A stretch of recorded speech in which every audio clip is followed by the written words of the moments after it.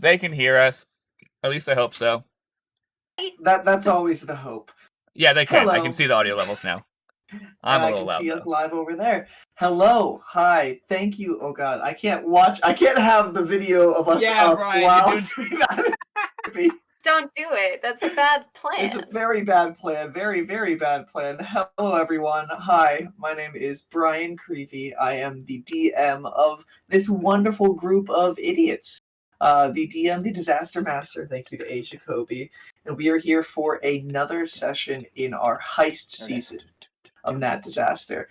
She's gone on arguably not even arguably, way fucking longer than what we actually arguably at all, Brian. You said 3 sessions. You intended than what you intended. I don't think I ever asked how long everybody expected in the beginning. So as we go around to intro each other, say how long you expected the heist campaign to go, guys. So we can first start off with supposed to end? Oh. We can first start off with our tech paladin over there. Hi, I'm Colin Rose. That's before my intro of character. You're right. How long did I think? Well, see, I want to play my character forever and still play her forever. So I thought technically her story was never going to end. So it's irrelevant. The heist season. Your characters, if they survive longer than this, yes, but the heist. The heist season itself, I saw it being the same length as our first season. Okay, well, you're getting fucking close. I saw maybe 30-ish episodes. My current guess is we might actually hit closer to 36 or longer, which is we might need a second season of the heist, and it will just be a day and a half. That's the worst part. It will just be the Fallout bullshit after it. Yeah, we'll probably culminate because the heist isn't going to end. We're not even getting to the heist until 38. Yeah, I know. You guys would be in the next day right now if this little side quest didn't happen. Yeah, probably. True. Or going to bed this session. Yeah. Okay, still finish my intro. I play Rain in this campaign. I'm also technically the executive producer and other bullshit for this campaign.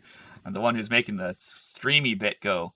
That's why my video is better than everyone else's. It's on my computer. The streamy bit go. Oh. And don't you love that technical term? I know what it really the right words are, but fuck that. It's funny. So down below him, though. I'm hoping it's below him because your screen's a little bit different than me. That's right. We have fucking love your shirt. That's the shirt you got him. And, I kind of splattered it with bleach today, so it's a little stained now. Just give it a clean. character. So, Mr. Bourbon, here, who are you? I'm Brian. I honestly didn't think this was ever going to end because, us. We're a bunch of retards. We're never getting back to the original characters. Jinrash is a thing of the past. No, I need to talk to Jinrash for his alcoholism. I have multiple characters who need to deal with his alcoholism. Because he's an alcoholic. No, you can solve alcoholism. I have a character who's been through alcoholism and still... Well, she has never solved her alcoholism. She is a controlled alcoholic, unlike Jinrash, who I don't consider a controlled alcoholic. So Brian... He's controlled because he's never sober. So, Brian, you went into this whole thing being this is fucking it. You didn't have it's gonna be this long. Damn, okay. He's a realist. Yeah, I figured it would probably go somewhere around 40, 50 episodes. I don't know. Brian was sessions, whatever the fuck you want to call it. Brian's I'll play Serenity. Just to the heist? I'll play Serenity at what we're until doing. She dies. I know, but Vicky, now I feel a little we can bit just bad. do the whole inside of the dungeon from the main campaign. That's true. As the basis of this whole thing. That's true. That was 3 days, and we did 3 days 12 and we did episodes. 8 episodes. Yeah. I thought it was 8. No, he's including the buffer episodes at either end, too. Oh shit. Because I remember we entered and we left. Yeah, true. So, Brian, who's your character? I play Serenity, and Serenity is just gonna do her own thing. Mm-hmm. Because Succubus, Incubi thing does what it wants. Mm-hmm. And last of who we have right now, we have below me. Yeah. Vicky, introduce yourself. Hi, I'm Vicky. Honestly, I feel like I thought that the heist was probably going to take 15 sessions or so. a little bit less than everybody else thought. More than More three. than Brian. More than 3. But I didn't expect it to take this long. I really didn't. I think we also got to our characters. I did think, though, that if we got to the heist, I thought that we were probably going to continue with these characters after the heist, just because of COVID. extra No. circumstances. Mm-hmm. Oh, why did my camera just die? Oh, Hello. hello. It's a baby. Your camera did Aw, not die, hi, Brian. We can baby. see it fine. Yes, it did. Oh, my thing literally just said, "Hey, camera's gone," and I'm like, "What?" Oh, weird. That's You weird. know, we had it. And Oh, so no, comment. More tech problems. Hi, baby. I play Andy. He's a Tabaxi monk rogue. And he's by himself, which is maybe not the brightest, but you know, He ran off ahead. Splitting the it's too late. party. It's too late. Mm-hmm. Look, I am normally the biggest, Yeah. don't split the party person, but these characters really don't believe in that shit. They're not very cohesive. So Mm-hmm. it makes sense. We're not really a party. We'll see how it is after the heist. Yeah. But We'll see if the so party this is- sticks together at all. So this is who we have I think right some will now. see each other. We have one more Nat Disaster member on his way, coming back from work. He just worked late today, so he will be joining us. He'll be coming into a live stream. A live stream.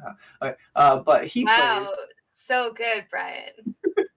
plays. He will be Honestly, coming. I'm taken aback. Holy shit. So he will be coming in to a live stream. But he will introduce himself probably then. It's Andrew. He plays Delson Mardathas. Zistis vigilante, the resident vigilante, as he does say. I don't know what intro he normally say, but I'll leave that to him when he does come in. And then the other member, Seabreeze. Who's unconscious. We have our We may see Callum. majestic beard himself, Mr. Callum, who plays the wonderful Seabreeze, who has not arguably made this heist season way longer than it was supposed to be, because we have gone off on 2 side quests. Yeah, because of I him think now. we have like 5 total extra sessions that we wouldn't have had without Seabreeze so far. And that's so far. Yep. There's still more sessions to come, and Seabreeze is unconscious and asleep until some point, because he messed with the wrong person. We'll see how that ends up continuing. This is what this whole session is for at this point. And then the final member of the party, acted by myself. Hi, I'm Paul. He's the NPC that joined the party, got a little bit too involved, is a warlock now, and was last seen getting taken away by one of the previous NPC that the party has run That into. moment when you accidentally become a warlock. Oh, don't you hate it when that happens, guys? Like, damn, My face when I accidentally become a warlock. Oh god, Warlock! It's such an interesting clash, Conlon. I can't wait until you try Warlock. Yeah, but I'm not playing like a warlock who's been like has a got him. deity that is like Yeah. or has a patron that's like inherently evil. You're not an edgy Warlock. No, I Yeah, played no, the safe she's not warlock. evil. I played the safe not warlock. The warlock is like, I'm a warlock, but like they're nice. She's They're wonderful. nice to me. Yeah, she's wonderful. I don't know you guys have problems with me being a warlock. Oh, the baby content. I just can't get over the baby content. Oh. Hi, little guy. So he brings He's all not types of content. content here. This is No, not he's disaster, a everyone. person. Okay. We are mostly a D&D stream, but sometimes we go off on fucking tangents. So I hope you enjoy them all. That's what Disaster Cast is. Yeah, but so this is our show. We'll be beginning shortly. We got like I said, Andrew will be hopping in soon, Hopefully. hopefully. But yeah, anything else you guys want to share before we get into it? Not that I can think of, except for next week we're gonna have a normal session, and I think the week after that we're gonna have another Disaster Cast weekend. Mm-hmm. And maybe, hopefully, by that point we'll be on a different day. It'll be the day of the gala. We'll see what happens. I realistically think So we have this bet we did as a group of friends. For you can't read that. I don't know why I'm showing it. It's on stream, didn't we? We Yeah, did do it it's on on stream at stream. one point. Yeah. Not everybody's seen If- this. We had a bet to see how long this day in the heist campaign, how many sessions it would be. It would have been already finished by now. Today but is the side Callum. quest didn't Today is happen. I Callum. think I would have won if not for Callum. Yeah. Is what I'm saying. Today is Yeah. supposed to be Callum's, like, his day. It's 7. This is 7 sessions of this day. So today's Hey, Callum guys, you losing can't- his. Callum For doesn't get revenge, dice. I need to make him lose. We'll see what you guys can I'm do just in kidding. 3 hours.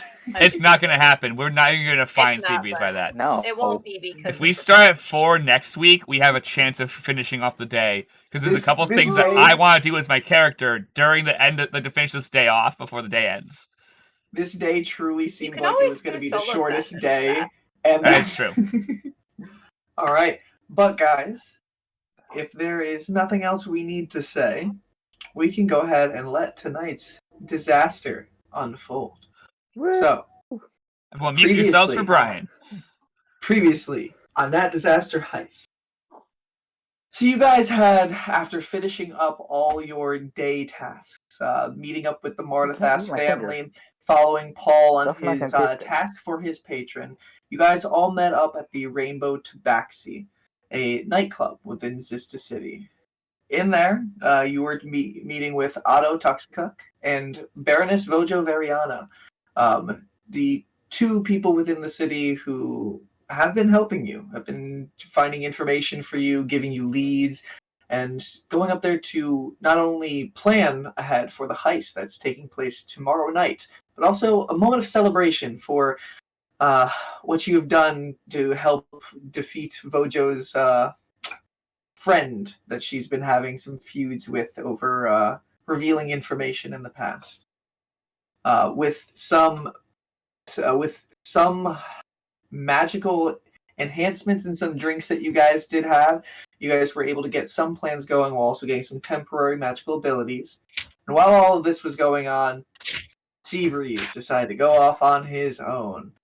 And ended up seeing who else was within the blooming buds, within the VIP buds that are on the top floor of the Rainbow Tabaxi, stealing from some guards, and then with the help of his phantasmal friend, Wet Hands, was able to see a gentleman in a hooded cloak looking over a book in one of the furthest blooming bud.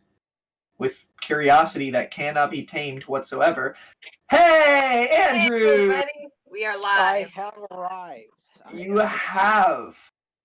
I am sorry. Disclaimer, we're live. Ah, okay. Okay. I will not continue that sentence then. There you go. And that's why I warned him, folks. So, Andrew, introduce yourself real quick.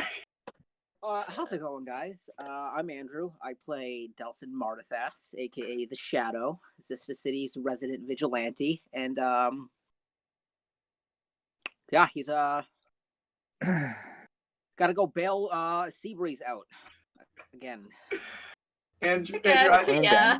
I just want to state how I love your intros. They're so consistent, and I'm always curious how you're going to end it. Like, you always have a little quick, yeah, don't know what's going to happen this session, but, like... Oh, yeah, and the question We for this ever week, know what's gonna how long happen do you this think the session. heist was going to be? Oh, yes, we had one question beforehand asking how long everybody thought the heist campaign was going, or heist season was going to be in the beginning. Did you have an idea of how long you thought it would take? Honestly, no. I know. I knew immediately when you said 3. I was like, that's not happening. I love how all of us were like, yeah, no, not 3. I was like, Brian, I wrote 3 too much days. for there to be 3. At least. But yeah, okay, so continuing though on the That was recap, just so gonna Andrew, be you the didn't miss first hour. anything. So Seabreeze decided to go into this cloaked figure's blooming bud and attempt to steal his spell book. He went in invisibly, so he couldn't see it.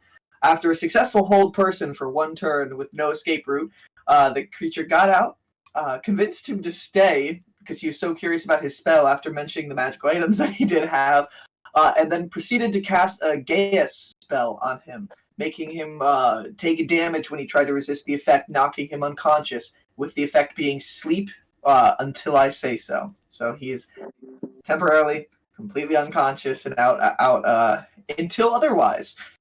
Sorry, Callum. Hey, I have a quick question. Mhm. Is that spell a concentration spell? It is not. It lasts for 30 days. Shit. Okay. Well, okay. Gaius is a great spell. I mean, they'd still be under the effect, I think, unless, but there's no way for them to take damage. I mean, I don't know. I'd have to think and see if there's any rules. It might end it if the caster is dead. But it's not concentration. But, so after everything happened and, Seabreeze was knocked unconscious, Wet Hands, with the invisible, fellow that, Seabreeze has around with him, can cast Mage Hand, and as the creature was carrying Seabreeze's body out and Wet Hands having limited range, she came into the room using Mage Hand to try to tell the group Seabreeze, cloak figure, leaving. Not good with English, or not good with commons.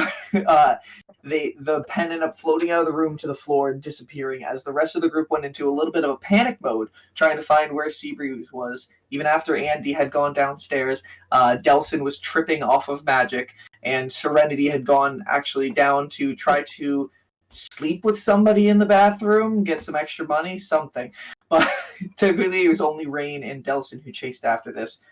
They quickly lost the trail as Wet Hands went through the floor and the pen got dragged hitting the floor itself. You guys found Andy back down on the dance floor below, as well as the members of the party you guys had fought in the death battle a few days prior. That feels like a fucking year ago now. But Technically, it was. Oh my god, almost. And yeah, you guys ended up trying to search around to see where you can go, getting some guards involved on the search, looking through emergency exits, trying to find any lead of where Seabreeze might have gone. After Rain had sent Delson outside to try to see where Wet Hands could possibly be or anything, he ended up going to one of the captains and letting them know what Seabreeze is wearing, trying to describe the necklace as best as he can. Using a locate object spell, the paladin captain was able to just catch Seabreeze before they got outside the range.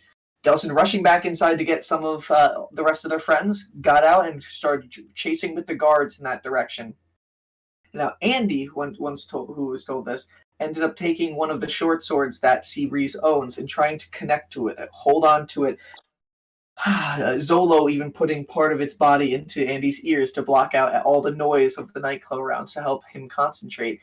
And for just a moment, an image of a storage crate flashed. And with the highest history check Andy has ever done, was able to recall forgotten storage over an eastern area. Without a moment to lose, Andy got up, got their bag, and darted the fuck out of there at top speed, getting some X's on their hands so that he can come back later. Priorities. As the paladins were leading the rest of the party over towards Eastern Freedom to try to head in the direction where it was, using locate object one more time to catch it just as it got outside the radius. Andy raced past all of them, not even seeing any of them, but Delson just being like, we know them. Spending some extra time, you guys got all the way down to Forgotten Storage, where Andy got there 20 minutes earlier than the rest of the party, because Tabaxi, monk, ended up using a piece of their string that they got on this never-ending ball of string, and tying it to one of the glow rings from the nightclub, putting it onto the edge of one of the storage crates, and going into the fog-covered terrain and maze of forgotten storage. With the rest of the group following up from behind, they end up discussing, hoping that the paladins can help them go in here, and learning very quickly that lawful good is a very hard alignment to work with. The paladins, knowing that this is private property, and knowing that there are a lot of areas in here where Seabreeze could have been taken to, locate object no longer working. So them believing it's not within 1,000 feet of their location. them advising the party not to go in there because it's trespassing, and that the friend of theirs that had already gone in there might get some charges for trespassing. They did promise they want to help them. They're going to get a warrant to search these properties to see anything, and they said they could be back in a couple hours. With time not on your hands, Rain, with a very inspirational quote about a damned if we do, damned if we don't, then let's do, went in after following the strings that Andy has been leaving behind. Delson following in Rain's wake, and Serenity trying to fly above the crates ahead. And that is where we ended 2 weeks ago, our last session. So, Andy, 20 minutes ago. Yeah. You walk inside, now holding the ball of string. Yeah. What do you do? I'm going to look on the ground, see if I can see any tracks or possibly water drips on the ground. Okay. You look down.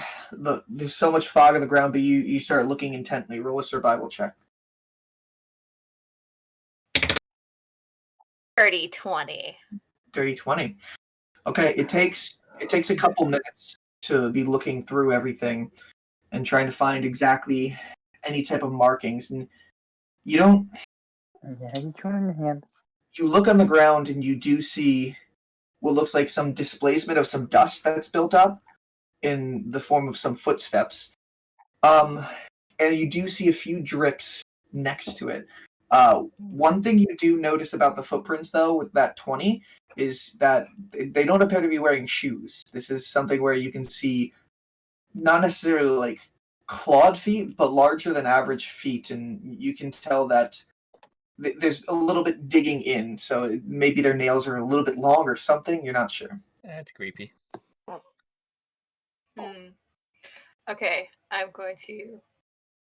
I already rolled a stealth check, but I will be stealthy and follow the track. Okay.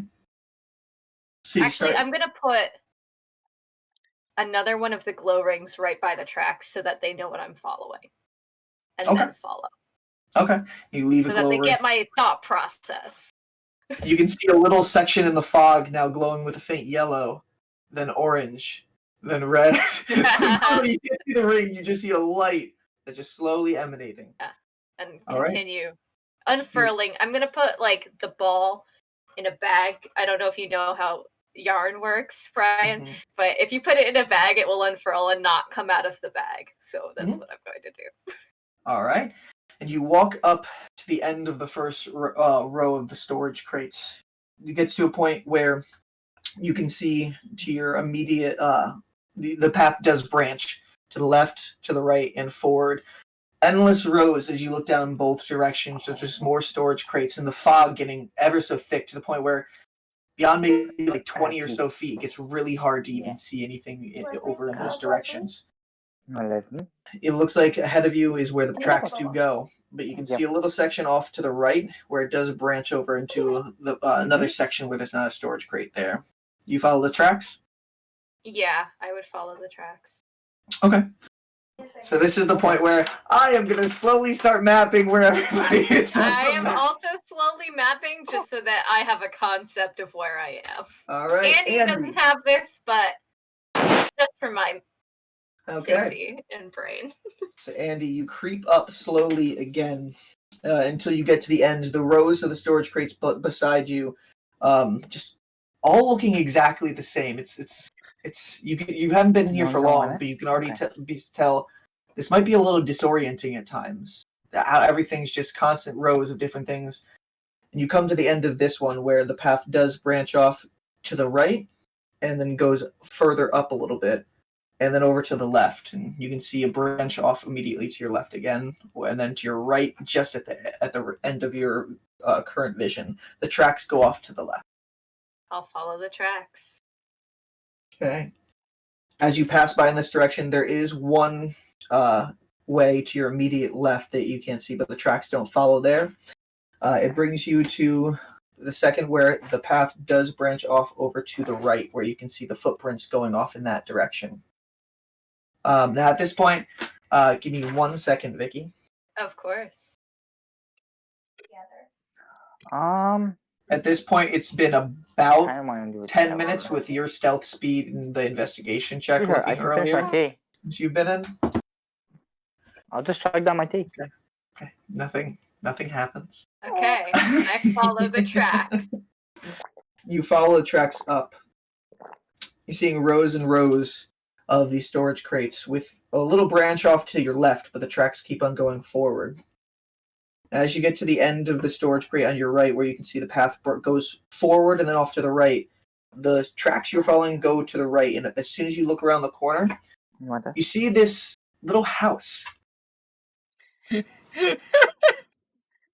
It seems to be made out of wood, no distinct colors, just the standard birchwood color.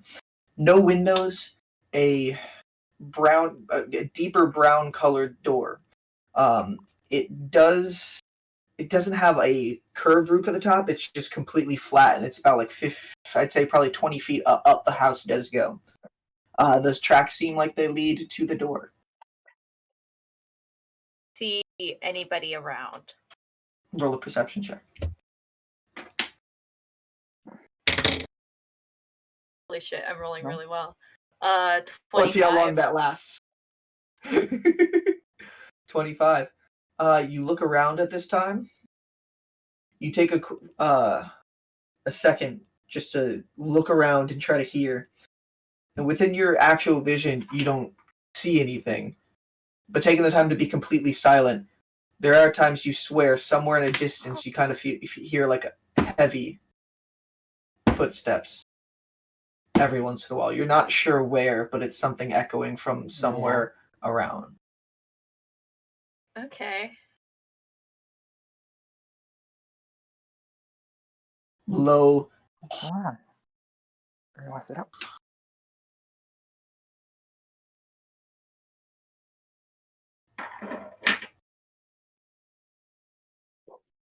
Baby content. I hope our 4 viewers very much enjoy our baby content. I'm one of them, so. Brian, Now, are you... okay, so I don't. Andy doesn't know that the party is on their way. Mm-hmm.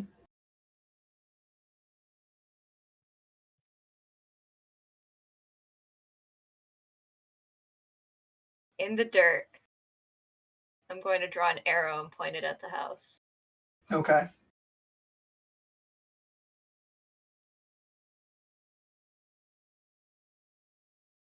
I hate that I'm going to do this, Brian. But Andy doesn't know that anybody is there. Okay.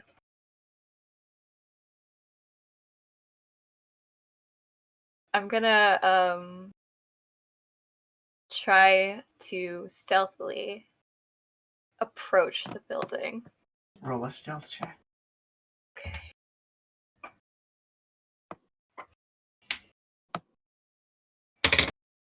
Fuck.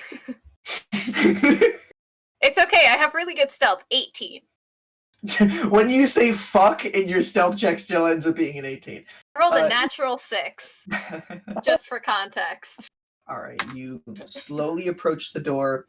Well, you can hear your footsteps at times, and you kind of like stop that second, like, come on, quiet, and you approach up to the door. Do I hear anything inside? Roll a perception check.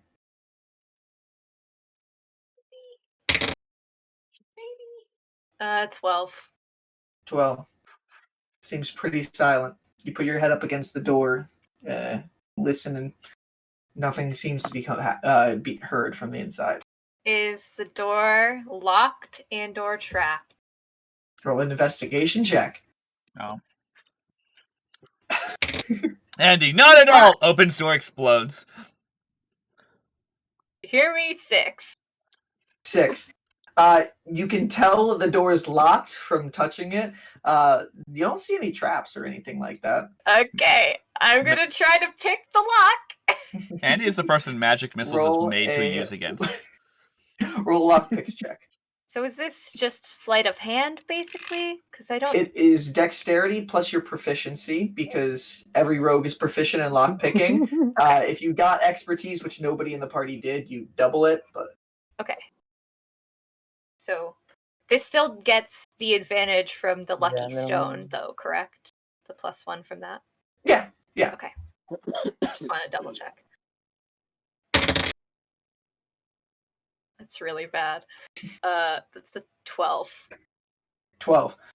You put the lockpick inside, and then you hear it gets jammed for a second, and you're like, it's not gonna take it. And you take it out, and then you see a tiny little, like it seems almost like a magical arcane bolt comes out. I hold my breath. I don't know what's happening, but I hold my breath. And it hits you right in the chest. You take 1 point of force damage. It was kind of just like a ow. Okay. Put ice in this. Okay. You did not. I did. Oh. I try again. Roll another check. Try a different die. Natural fucking 1. You don't have a I lockpick assume I set take anymore. another point of force damage. Your lock gets broken. Every lock picking thing that you have has about 4 sets in it, so one of your lock picks is broken. You can mark that one of them is off, and as it breaks out, you hear in almost like comedic, like recording type voice, just nice try. And then you see there are 2 more that do come out over into your direction afterwards, and boom, boom. You take 6 points of force damage. Ooh. Just God, that one stung a little bit more than before. I'm gonna whisper Misha. Zolo. Can you fix my lockpick? Zolo. You see the form of the baby bone naga kind of come up onto your shoulder, and you hand him the lockpick. The sand comes around it, and then you can just see almost like this whitish type energy is just circling around it. It kind of like pulls it into its rib cage, and then you see the lockpick gets reattached. I give him a kiss on the cheek. And then back into his form. Okay. The shop is temporarily closed. Come back some other time. Shop is temporary.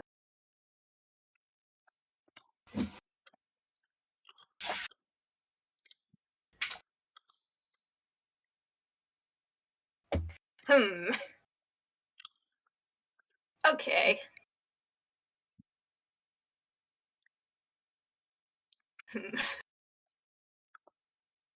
Has anything changed in the area? Do I hear any like footprints approaching the door? Anybody like hearing that I've fucked up? Oh. Does the sauce fix it though? Okay. Is that a yes? See. Oh. Okay. Like, I don't like that. Can you stop that, maybe? Oh. Oh no! Stop it! Stop it! No. Oh no. Oh no. No. It's been about 20 minutes since you have been here. You do hear from to the path that you didn't go to, the one that was directly up that went around the house. You hear two sets of. It sounds like chainmail just walking down the paths in your direction. That's not good. I hide behind the house. Not good. There's no behind the house. There's like no behind the house. It's the house crate. You're like at a dead end alley with the house being where one of the crates. Are there any cracks in between, or are they pushed right up against each other? They're pushed up right up against each other. Scramble to the roof. Yeah, I'm gonna scramble to the roof and just lie flat. Okay.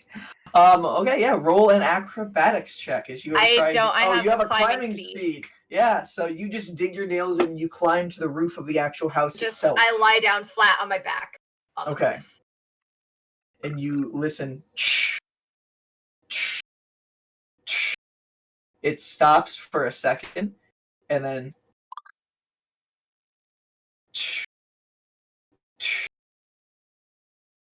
seems to start getting distant. And Andy, as you hear them walk away, you open your eyes, you look up, and you see to your right above you this spire that seems to come out of something to your right, off to the side of the building, that has this large rounded top, and you can see the fog coming out of it. It's magical fog, and I think Vicky is frozen.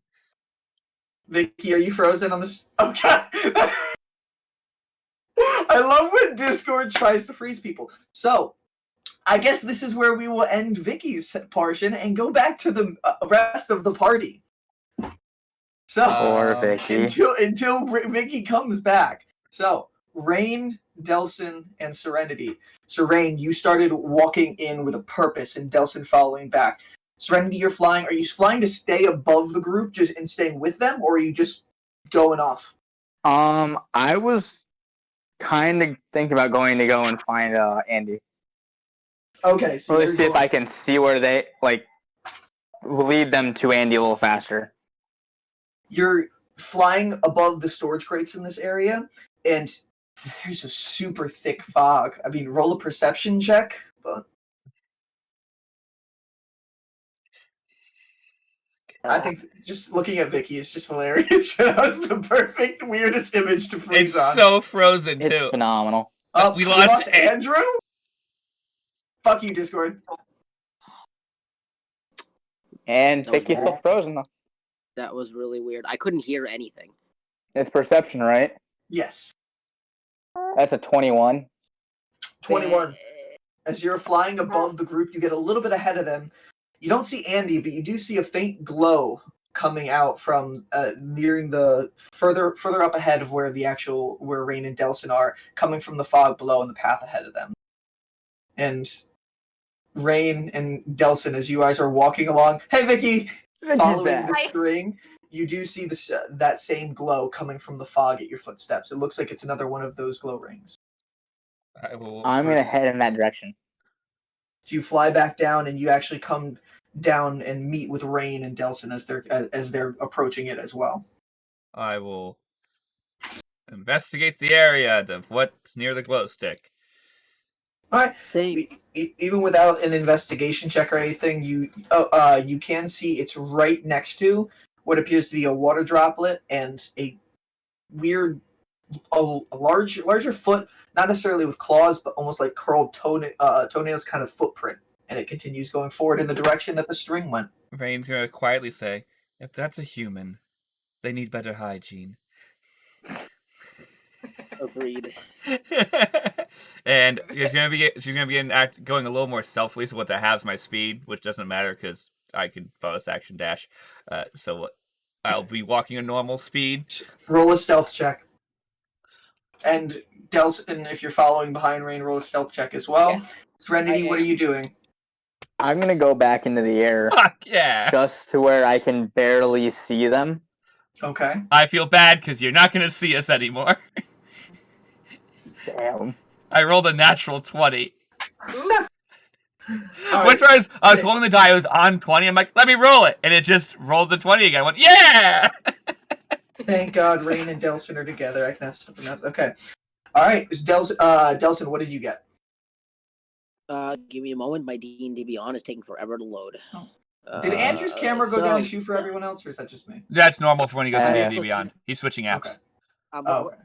Yes. If I had a webcam, this would be a different story, but I don't have a webcam. That's next on our plan. We're getting you a webcam. We had a busy 2 weeks and we just didn't get done. We're sorry. So, I got a 24. 27. Okay.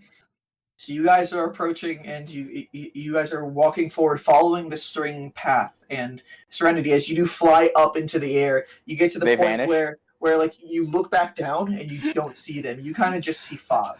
You're like, fuck. In Serenity 2, while you're up here, everything's really quiet. And you kind of get this weird ominous feel all around you. Is this how Serenity dies? Not in a helpful way, but just she's like, I'm going to be independent.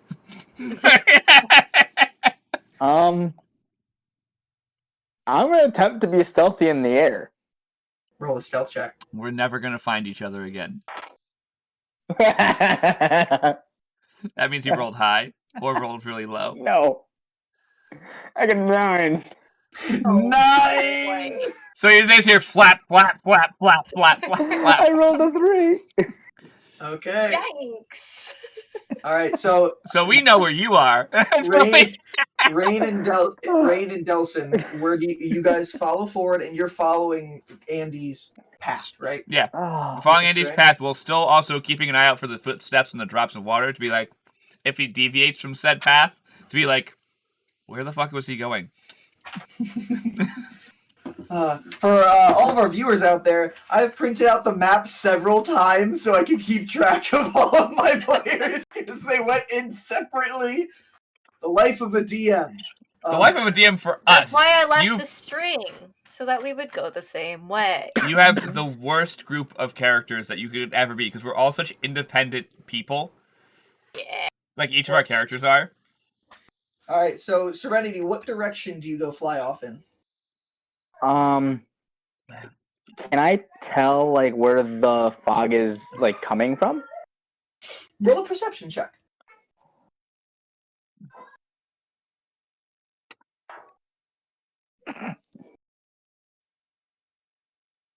That's an 11.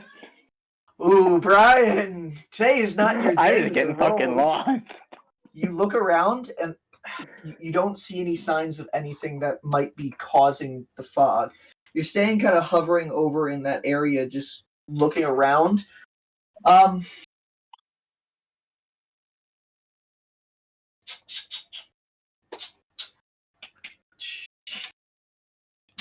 Get some dice. I'm gonna get some dice. Okay. Why are your dice not working for you? No, they're working. Serenity's Serenity's gonna about to get get the fucked shit up. kicked out of her. Serenity, you're supposed to die in a heroic death trying to do something stupid while trying to slay the unkillable cash keeper. Serenity, does a 22 hit you? Yes. Oh, Serenity. Okay. Serenity, You're about to get you're just obliterated. flying up in the air, and then you feel in your back just a sharp, like, and then just kind of like a shocked energy. You take 5 points of lightning damage, and then you look behind you, and you can see this yellow glowing orb is just floating there attached to your back, and it like steps back for a second. But it's right there, and it looks like it wants to try to come in again. I'm gonna face it and be like, the fuck was that for? And you look at it, and it comes right back at you immediately to try to hit you. And that is a natural 20. Being very rude.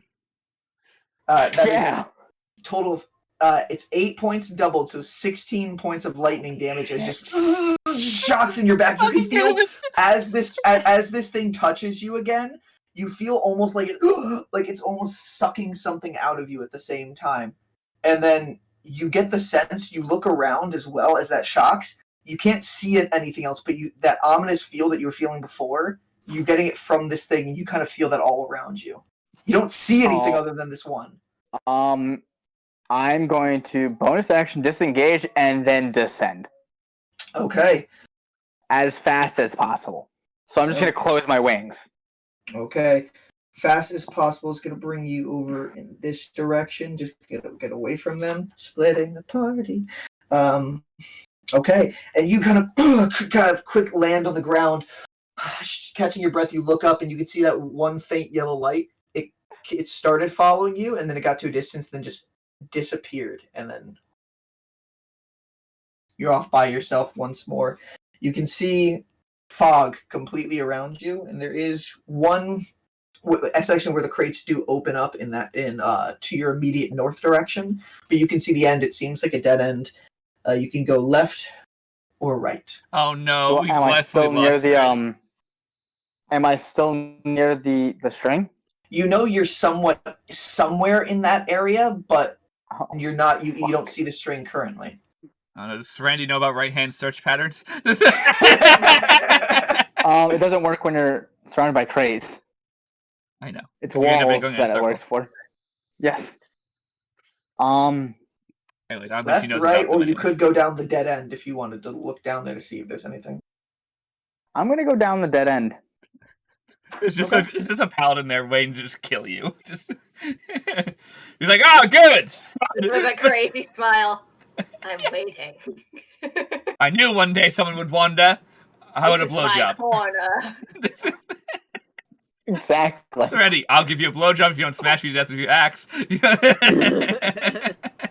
Serenity, you I'm get lost looking for my client. roll an investigation check, Serenity.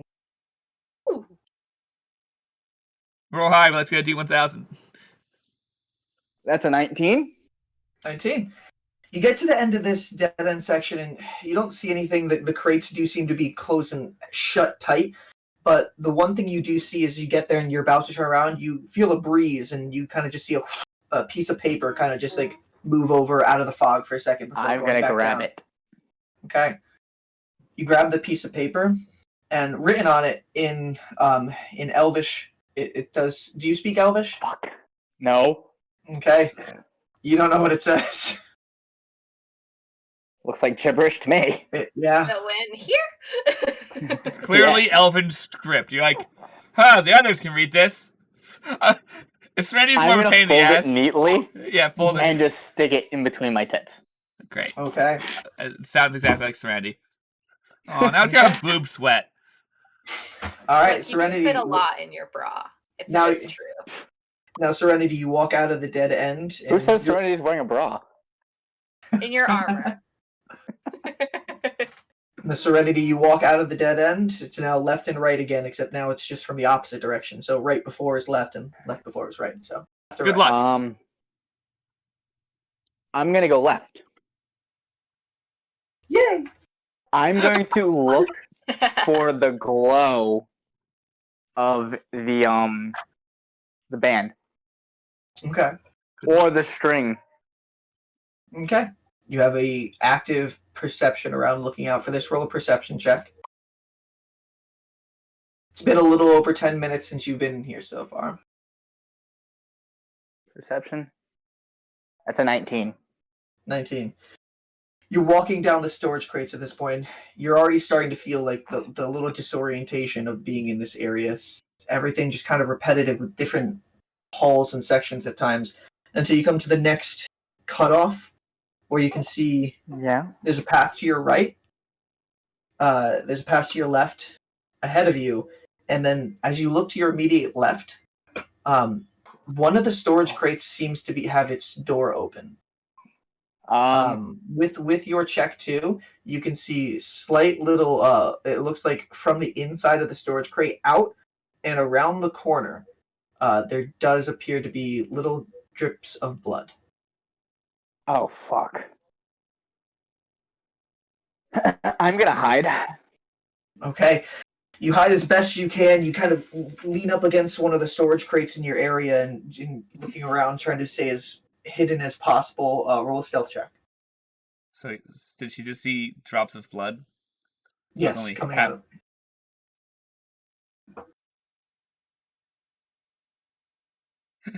That's a 22. Hell 22. yeah. That's why Brian So said, yay! for the limited of space you have, you believe you are pretty hidden, and you wait and listen. And Rain and Delson, so you're following the string. Serenity, you heard her wings, and then you kind of heard like twice, and then you heard the wings go off in a different direction. Even though Telson's currently enters in the bathroom, I can assume he'll be like, oh no. Rain's gonna say to him, I think she did something stupid. Okay. I did not want to make this a second rescue mission. It's technically okay. In Rain's head, she's rescuing Seabreeze. She's rescuing Andy. She's not rescuing Andy. She thinks Andy has a plan. Fine. She thinks Andy has a plan, or else Andy would not have run so excitedly past her. If Andy didn't have a plan, he would have been more patient. Andy seemed to be... I'll continue, I guess, back with you when Delson comes back, because I don't want you guys to miss out on where the decisions together. Yeah. So I'll just go with Serenity again real quick. Just Andy, I'll get back to you when they catch up to the time that has gone by. Yeah, that's fair, because it's been 20 minutes for Andy, so it makes Yes. sense. They've probably caught up to him. They're getting there. You got to the roof as they were walking in, type of thing. So I'm just trying to figure out. Yeah, it was a 20-minute gap. Yeah.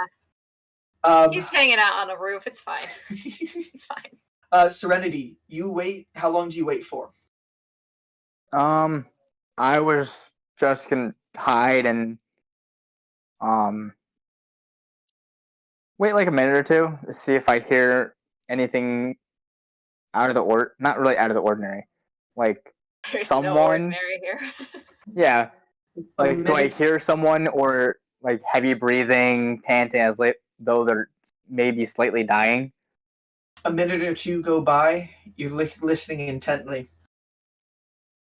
You don't hear anything that sounds like breathing. Every once in a while you hear like a... It seems like of a storage crate somewhere off in the distance just opening up or closing. But everything stays quiet. You don't hear any sounds coming from the room. I want to see if there's like any traps on this door. Roll an investigation check.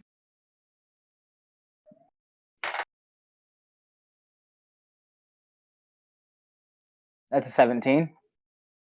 17? Mm-hmm. Okay. You don't see any types of traps or anything on the door itself. It looks like normally there is some sort of metal steel bar that goes across it that does lock this door. That seems to have long been broken off. The trail seems to be coming out. It's almost it's not like a steady stream, but it's like a drop, drop, drop, with slight drag marks from drop to drop, and it seems to go around the corner, further into the actual forgotten storage. But you don't see any signs of traps at the door. Do I see anything inside of the Connex box? Storage box. Without stepping inside, you don't see anything on the right side of the storage box. It seems pretty clear in there. You don't see the blood trail. The blood trail kind of goes around the door over to the left section. Okay.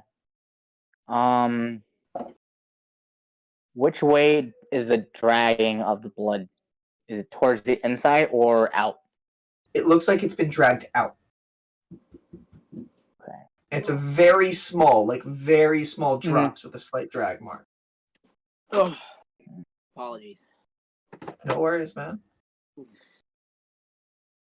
Serenity's just deciding whether she wants to do a bad decision or not. Also, I think realistically, Serenity's probably wearing a corset. Mm-hmm. What are you going to do? I'm going to throw 10 ball bearings into the Connex box.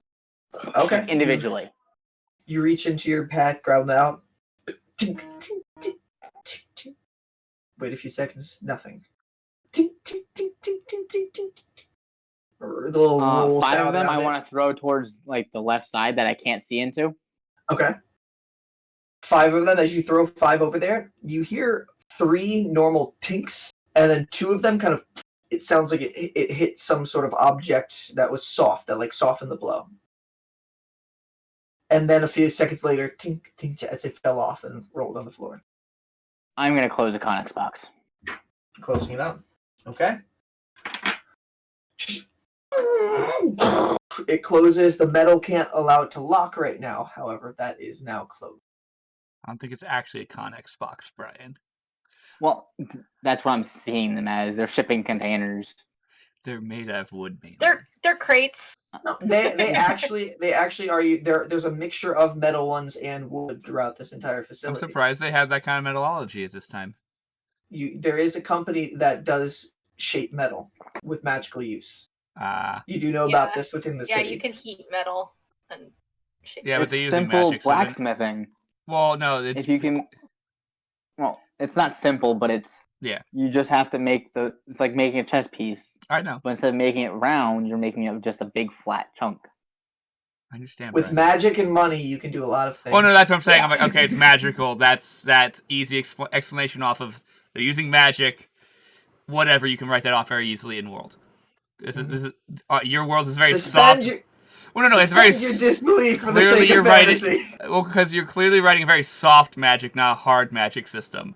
So I'm able to be like, it was magic. I'm like, fine, good enough answer. I'm fine. I can live with it. I just was asking that question. All right, so Serenity, you close that. I just want to know what direction you're heading in now. Are you heading north? Are you following where the blood trail went? You look south, and you're pretty sure that might be the exit. You see some lights through the fog, kind of faint. You're not sure if they're the things you saw up above, or if you did see, or if they're city lantern. But it's fair to say south might be back outside. I'm gonna head south. Fuck it. I'm gonna try and get out and restart this whole endeavor.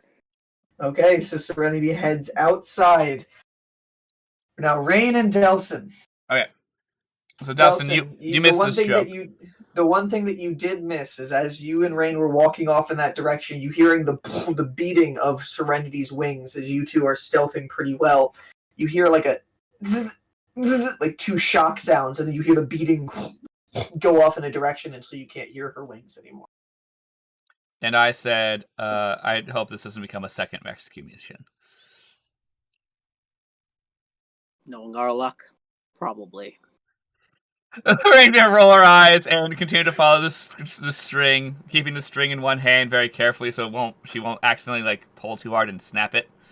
So She was paying attention during the presentation of the string. Andy wasn't. So she's going to very gently be holding the string. He was too distracted by the string, you see. And continue to be as stealthy as possible and keeping an eye out for the drops and footprints to make sure that Andy hasn't strayed off from them and gotten distracted. I'll be doing the same. As you guys are stealthing, taking your time walking through here and following the string, making sure the footprints are staying the same. You don't even need to roll a survival check with the fact that Andy's followed these pretty well, and you are impressed. Andy is following it pretty well. One thing you do notice, as soon as you go up, the path starts going over to the left. You follow the string in that direction. It's kind of like tight around the corner. Yeah. And you see it go off into the fog in that direction. You follow it further down, and the path does branch off to your left a little bit, but that's not the direction where the string's going at all, until it does get to the corner there. With the time that you guys are taking, this is one thing that I'm going to say with you two together working, do you notice? The footprints that Andy is following definitely is going in that direction, the water droplets. You do notice, though, with your combined survival check, it does look like there are other footsteps that do go off to the left and then off into that direction. Ones that are different shaped. They do seem more humanoid than the ones you're following. I want to pause and mark that. Okay. Give me a How second. Are you marking it? Like mental note or? I'm trying to decide if it was gonna be a mental note or saying because I'm like seems very maze-like and is very foggy. So leaving something might be better than just trying to remember it. Mm-hmm. So let me see what equipment I have real quick to see if there's anything that I can set down and not care if I lose. This is why I knew you guys. We're not finishing this whole thing in this one session because you have to separate the session. And we're smart. We're doing things smartly. Mm-hmm. Smartly, very smartly. Yeah, that's a word. I think it is a word. I think Rain is going to. She has her broken crowbar. I forgot the word crowbar. Mm-hmm. And she's going to place it pointing towards those. Just place it on the ground, pointing with the broken end down that way. She's going to lay on the ground. Now, Mark, I no longer have my crowbar on me. It's broken anyway, so it's irrelevant. Well, you probably have half of it. Well, no, the front bit broke off. Oh, the other half, is in the Eye of All. I forgot. You're right. Yeah, because she shoved it in, she got the pointy end in, and it just crushed it. So it's no longer useful as a crowbar. Okay. It's just a heavy piece of steel she can beat people with at this point. You leave the remains right there. of the crowbar and follow the string up to the northern path. It's And- taking your right from there. And we're oh man, we're just gonna keep going. I don't know if Rain would be focused on seeing if there's other there's other people around. I'm trying to decide. Cause I want to metagame knowing that Andy ran into people, but I also am like, I don't want to run into them. You guys notice, head down this path. You do know about 15, going on 15 minutes by the time you get up to this section. You see the path does branch to your left a little bit, but the string keeps on going forward. And as you get to an intersection where you do see the path continue going forward and branched off to the right, you do look over there and you do see a house. Normal wood bark with a deeper brown colored door. And Andy, what are you doing? You were lying several minutes ago, so I need to now figure out where you have been before I finish up with them. You are lying flat on the top of this roof. You look up and you see this spire in the sky that fog is coming out of. There's something above me that fog is coming out of? Yeah, when you opened your eyes, you looked. Oh yeah, you're right your above. camera cut off. Oh yeah, your camera cut off. Yes, as you opened your eyes as these footsteps moved away, you looked up, and to your right above, there's a spire that goes probably about 50, 60 feet in the air. You can see it's got a rounded top, and there's several slits where you can see fog is coming out of it. Huh. Is there anything else on the roof? On the roof that you look at, you sit up a little bit and you look around. Nothing that you can see up here. This is something that's not on the roof that you're on. It's to the side of the house that you're on. It's coming up from something down there you can't see unless you go over to the edge. Can I go over to the edge and just try to see where that's coming from? Yeah. All right. So you go over to the edge of the house and you look down and you can see there's a door that has this one platform coming out of the house itself. And it leads over to a cylindrical platform that raises up about 5 to 10 feet from the ground itself. To your left from the platform, it looks like there's a spiral staircase that goes around the cylinder into something where you can't see, and then a normal flat staircase to the right side that seems to go back down within the confines of Forgotten Storage. But when you're looking ahead of you, there's this fenced area, like an actual, not chain link fence like we know, but it's like almost metal has been shaped in X slits over and over and over again, surrounding around this cylindrical platform. And the spire is directly coming out of the center, going up like I said, 50 to 60 feet. And this is attached to the house? Yes, it's like a little subsecond. Like there's a platform that seems to be attached to a door on the second story of this house, going off over to that side. Thinking about it, does Andy know who owns Forgotten Storage? Roll a history check. Better than usual, 10. 10. Not that you know of, you kind of known it's been here, and you've always been a little curious about it, but not much of the history of it. Okay. So there were 2 different staircases? Yes, one that curves around to the left of the cylindrical platform, and then one that just goes down to enter back into the maze. And there was a door on the side of the house. Yes. Connecting from the cylindrical platform. Yes, and it's about like a 10-foot drop from the roof to get to that platform. I'll climb down. Okay, on the platform, it seems to be a stone, actual little section that's been actually formed to go from the house over to the section, almost like it's actually an extension of the platform itself to connect to the house. Is the fence within reach now that I'm up here? Fence is about 10 feet to your side. It's past where the staircases are on both sides, and it's just surrounding around the actual circular platform. So I could go touch it. Oh yeah, you can go over and touch it if you want. I'm going to take one of the wristbands and unplug it and wrap it around one of the things and click it back together. On the actual fence? Okay. Yeah. And okay. So, here. I'm putting GR next to where you put Chloe. Well, this Okay. is a bracelet. This one's a bracelet. Yeah, and it's now tied or held Yeah. around the actual chain link fence itself.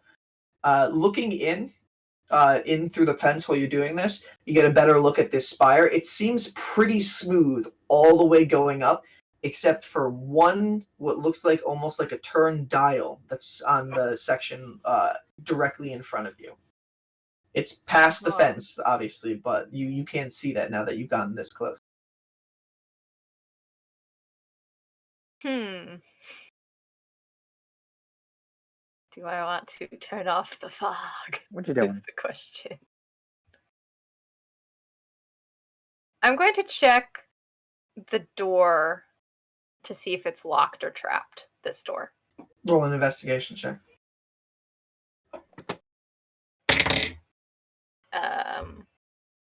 9. 9. The door does not appear to be locked. You can't see any trap. Okay.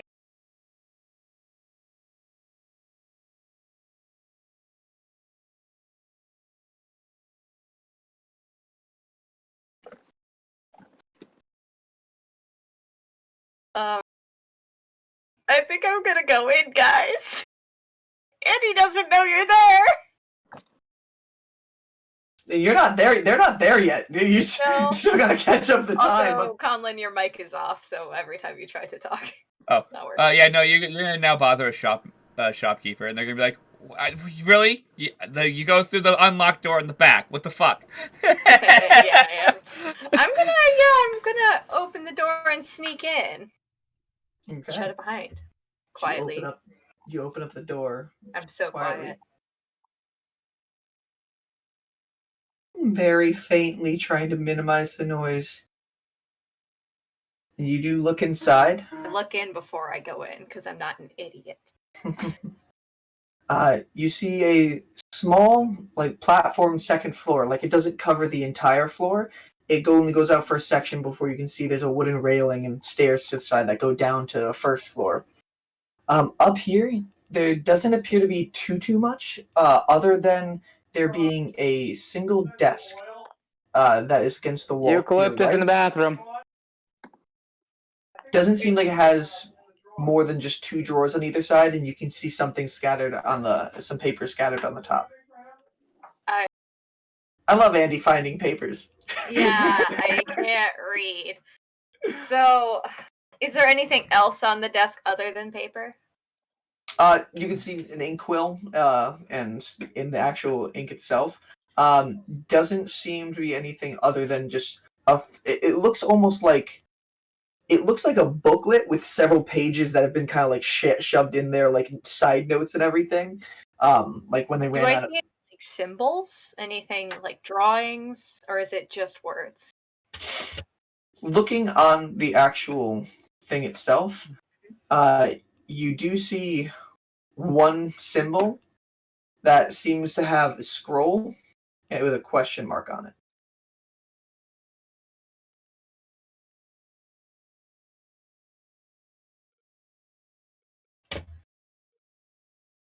Do I hear any movement now that I'm inside of the house? Roll a perception check. Being so careful, guys. 15. 15. You don't hear any movement. The house seems pretty quiet. Are there any doors up here? Nope, it's just the staircase that does seem to lead down to the first floor. It's a very small space that you're on, almost like just like a 10, maybe 15 feet wooden platform space. There is a rug that leads from the door to the staircase. I'm just gonna peek over the railing and see if I can see anybody downstairs. You look over the railing and you can see at the bottom, you see the door that you had tried to get through, and you can see almost like this little contraption on the door lock from this side of it. You can also see a lot of workmen's tables down below. They do just seem to have a lot of mundane metal and wooden objects that all look like unfinished projects. Some look like they're shaped like steins, other like maybe animals. And there seems to be dozens of books and tomes and such that look like their pages have been ripped out of. That's what you can see. Those are just scattered on the floor and also on the desks itself. That's as much as you can see from a quick glance over the edge. Are the drawers locked if I pull on them on the desk? On the desk itself, no, they don't seem to be locked. Can I check them for traps? Roll an investigation check. He's being very cautious because he's in a stranger's home. Oh, that's really good. 16. 16. They don't appear to be trapped. I'm gonna open them and see what's inside. What?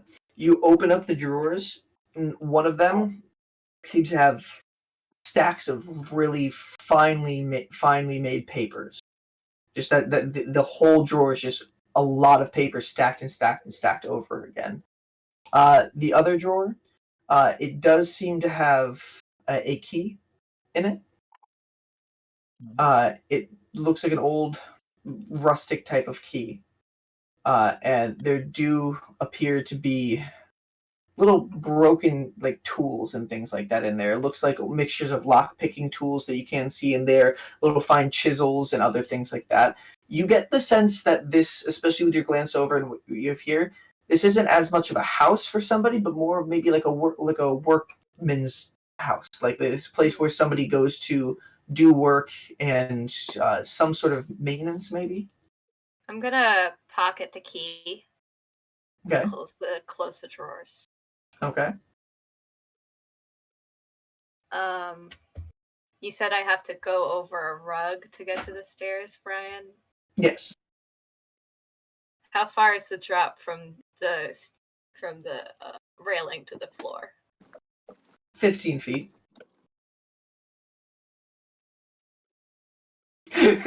Everything could possibly kill you. Yeah. Andy, I think Is there? he's too. I think he's too cautious to walk on the rug, honestly. Okay. Because he knows that he sees a scroll imagery, he sees fine paper, he sees wizard shit. He's like, okay, this is wizard shit. So I'm going to go on top of the railing and drop down. Okay. Do you have slow fall yet? Yeah, I do. Okay. So So you do it by your wizard level, your monk level times 5, right? Yeah, so I negate 20 damage. Yeah, you're fine. You Yeah. take no damage hopping over the edge, and you do land here on the floor. Yes. There's no rug at your feet. You just land on a different rug and go zomp. You look up. You look up. The rug's looking over the railing at you. You're It standing jumps over. at me. That rug. God, it wants to smother. No, It just wants to smother. It's like that umbrella meme where like the person throws the umbrella and it turns into like that spider thing and kills people. It's that. At this Lucky point, that desk wasn't a fucking mimic. you see a lot of other a lot better closer look at all these projects that are on here. Some of them look like they're wind up little animatronics of sorts. Others have like little gems around them, but it's all unfinished. It doesn't look like anything has had the work completed. You can see parts that are off to the side, tools scattered over, and you can see paper posted to the wall with nails that look like you would be able to. You're getting it enough that I'd say you can guess they're probably some sort of enchantments with the wizard shit that you're seeing around, but you really can't tell written language from sigils or anything like that. So, Are there any doors down here? just the one door that you were trying to come in, and then you see the staircase going back up to the top. And I don't see anybody or anything that looks like maybe a trapdoor that goes downstairs. Roll an investigation check. Thinking of that house that I saw back in Eastern Freedom. That's a fucking 7, so... 7. You look around and nothing hidden or out of the way as far as you can tell. Okay. I'll head back upstairs. I'm gonna take Seabreeze's short sword and lift up the rug and see if I can see anything underneath it. You get to the top of the staircase and take the short sword and Open. It appears to be a rug. No, I'm seeing if there's anything underneath the rug. Oh, well, Yeah. underneath the rug? No, there's nothing that you can see underneath the rug as you do lift it up. And he's just like, where the fuck did they... Puts it back. Mm-hmm. Imagine he just throws the rug down the stairs. Okay, they're a problem for someone else. I'm gonna sit up Just gonna here. sit down. I'm going to hope that nobody comes in. And I'm gonna try to focus on this fucking short sword again and see if I can get any other hints about where Seabreeze might have gone, because I feel a little stuck. Okay. So still sit hidden there. in the corner, just kind of You sit in the short sword in my corner lap. next to the desk to the side of the staircase. Oh, Short man. sword in your hand. In a way, you're out of And sight if you back look in the over- windows. And Great. back over to There's no windows, I don't think. I'll do Rain and Delson. Rain and Delson, you look over to your right and you see a house. Andy, this is a question to Andy before we... Where did you put the string when you ran up? The string you can see goes around the corner that you're next to, and then at a slight angle, and it goes up onto the roof. So you've done nothing. Range is like... Are there windows on this house or no? There are no windows. I did house. also draw an No. arrow pointing to the house on the ground. If you Correct me if I'm wrong, but this maze that we were in, it's like in a warehouse, right? It's It's an open open- warehouse. Open Did I air. misunderstand? It's open air warehouse. As there's like storage crates. There's wooden ones and there's metal ones that have been shaped by a company that's within the city that works to shape these metal work. Yeah.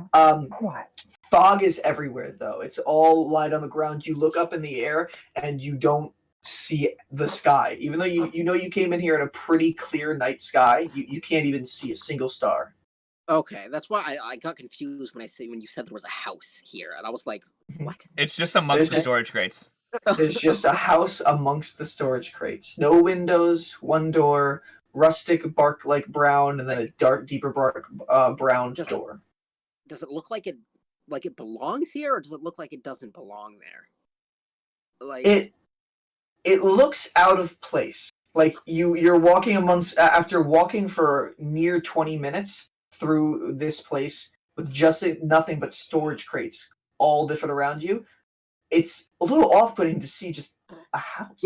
Yeah, that's why I was weirded out when you said there was a house. Can we see the structure that's Okay. behind the house clearly? You look from your direct angle. Roll a perception check. Okay. Because the fog is very thick. Like I said Okay. to Rain, Andy earlier, it's like 20, 30 feet ahead of you that you can see naturally at most. Okay. Anyways, I rolled really low, so it wouldn't matter. I rolled a high. 4. I rolled a dirty 20. Dirty 20. Delson, you're looking around, you look at the house, and like for a second, the fog above the house kind of like cleared for a second, and you saw what looked like almost like this long spire up in the air before the fog covered it up again. It just like caught your eye for a second. You're like, what? This place is weird. I don't like it. Rain's like, yes, and Andy's in it. Rain's gonna kind of look all directions, which isn't very helpful because we only can see so many feet. And it's like, I guess we have to follow his string and hope we run into him. So we're gonna climb our way up the house. Okay. I'm gonna actually have Delson give me a boost so we don't have to whatchamacallit. Oh my god, I forgot the word. Scramble. One athletics check with advantage since you guys are helping each other. So who's roll? Do you want me to roll it? Or, One of you can what's roll with your- advantage. Yeah, all right, what's your athletics? mine's a +5. Mine is also a +5. So it's irrelevant. Just Or Mine you is guys also can- a plus You guys 5. can both roll once if you want, and we'll do that. I got a +9. Oh, interesting. I 21. rolled a 20. I think we do fine. It's a weird teamwork. You're like, wow, it looks like they've been dating. They know each other forever. And we're like, we've literally known each other 3 days. We've known. and you climb up the top. No, why not? Okay. faintest little bit of noise. And Andy, as you're focusing on this shore, and you've been focusing for about 15 minutes with nothing so far, you hear like the sound of somebody on the roof. I'm going to continue to focus, I think, because I still have my brass knuckles on. I'm good if somebody's coming here to fight. I'm going to Okay. continue my mission. All right. Serenity, we'll get back to you very shortly. I just want to see where Rain and Delson go. So, Rain and Delson, you get on this roof. As you get up here, you look up and you now see very clearly, Delson, and you for the first time, Rain, just this large spire that comes out from some sort of platform to the side of the house. It goes about 50 to 60 feet up into the air, and you can see there the fog seems to be coming out of the cylindrical top that is at the top, the very point of the spire. Okay. Fog's coming out of there. Great. Rain's gonna continue to follow the string. So I'm guessing the string goes around the house and down towards that door, and it's clearly shut in the door. You can see the string, like the string also, it constantly comes out, and it tries to correct itself a little bit. You can see the string went down, it went over to this fence that was around the actual platform itself, and you can see a glow ring on it, and then it kind of like folds back around and goes to the door below. Can I try to open the door? Yeah, we're gonna pop down so we can try and open the door. You guys hop down and Okay, we're gonna do the like both sit on the side of the door and open it and like glance in. Like, is it one of those like cellar doors that like? Velcro? No, it's a second story door. It's a second story door. It is a normal door. Is there enough space for us As to you just like stand to the side of the door so that way we can glance in without just opening the door? And like if there was a bad guy, they just be like, "Oh, cool, stab." Yeah. You guys stack up on the door and just slowly creak it open. Andy, you hear the door. I'm just gonna try to finish, and if they hit me first, they hit me first. So I'm gonna have my bow ready. You guys are gonna fucking shoot me. No, we're not. We're gonna. Well, I don't know I think I'm gonna see when I walk in here. You still have glow sticks on. We're gonna know it's you. They're in my pack. I took them off when I came in because they kind of inhibit stealth checks. But it's like you can't roll a stealth check. You can't. As you guys look inside, arrow notched within your bow. Yeah, knocked. Yeah. You guys look inside, and you can see. We're gonna go with the double daggers. Just from the door being creaked open a little bit from the angle it moves, you can see you are on a second story of the house. There seems to be it doesn't cover the whole floor. You can see it does go to the point where there's a staircase that curls down and a wooden balcony around top. That's as far as you can see with the little bit you've cracked the door open. Okay. You don't hear any noise coming from inside. I'll just look at Rain. You ready? I guess. We'll go in. Yeah. We're not gonna go loudly, and we're gonna walk in and do one person look one way. Open up. Yeah, we're gonna do the like. We do like to sneak in, see if there's anyone in the corners. You both roll a perception check as the door completely opens up, and Andy, you hear it open all the way up. I'm focusing. That's an 11. That's a 26. Oh my god. Rain, you see there's a desk in the corner and a rug that leads down the staircase. You're not really seeing anything else, and then Delson, you look and your eye gets just trained on the white tabaxi that is against the wall, but surprisingly blending in pretty well with the room. I'm assuming it's an unlit room. Yes, it is unlit right now. So Rain, your vision is very limited. Yeah. You can just see the staircase from the end of your dark vision. Hi, Andy.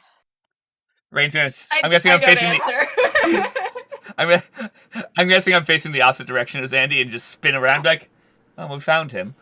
Andy doesn't respond. He's just sitting there holding the sword. Well, we can see you're focusing. We're like, do we wait? Rain's gonna be very quiet. Be like, do we wait? I don't know. I'm just gonna slowly right back. creep I'm towards dead. Andy and like kind of like. Don't. him I'm with like, don't. I'm gonna stop you from poking him. I'm like, no, stop. He's doing some monk shit. Yeah, I'm gonna grab you and stop. Like, no, he's focusing. Andy like plugs one of his ears. And Andy, it's gonna be a few more minutes, but roll a wisdom check. As Andy does. Would you consider yourself distracted a little bit from what you are hearing, or are you focusing and trying to block He is out? trying to focus. He's that's why he hasn't gotten up. If he was going to stop focusing, he would have gotten up. Okay. Roll. I'm gonna say for holding your composure, holding your focus. This is gonna be just a wisdom check to see if you're holding it in first, and then that'll determine whether it's a regular wisdom check or a disadvantage one for the Okay. ability you have. That's a 17. 17. You're holding things together pretty well. Great, now I have to roll again. Damn it. 7. Oof. You wait another 5, 10 minutes, and it's been about the time where you've normally had your little views before. Nothing happens. Andy visibly slumps. Sword kind of clatters a little bit too. Like, ugh.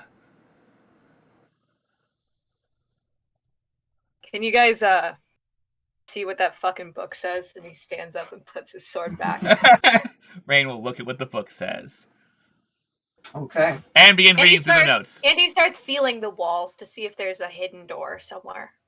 Okay. Rain's going to begin reading the notes and seeing if there's anything useful.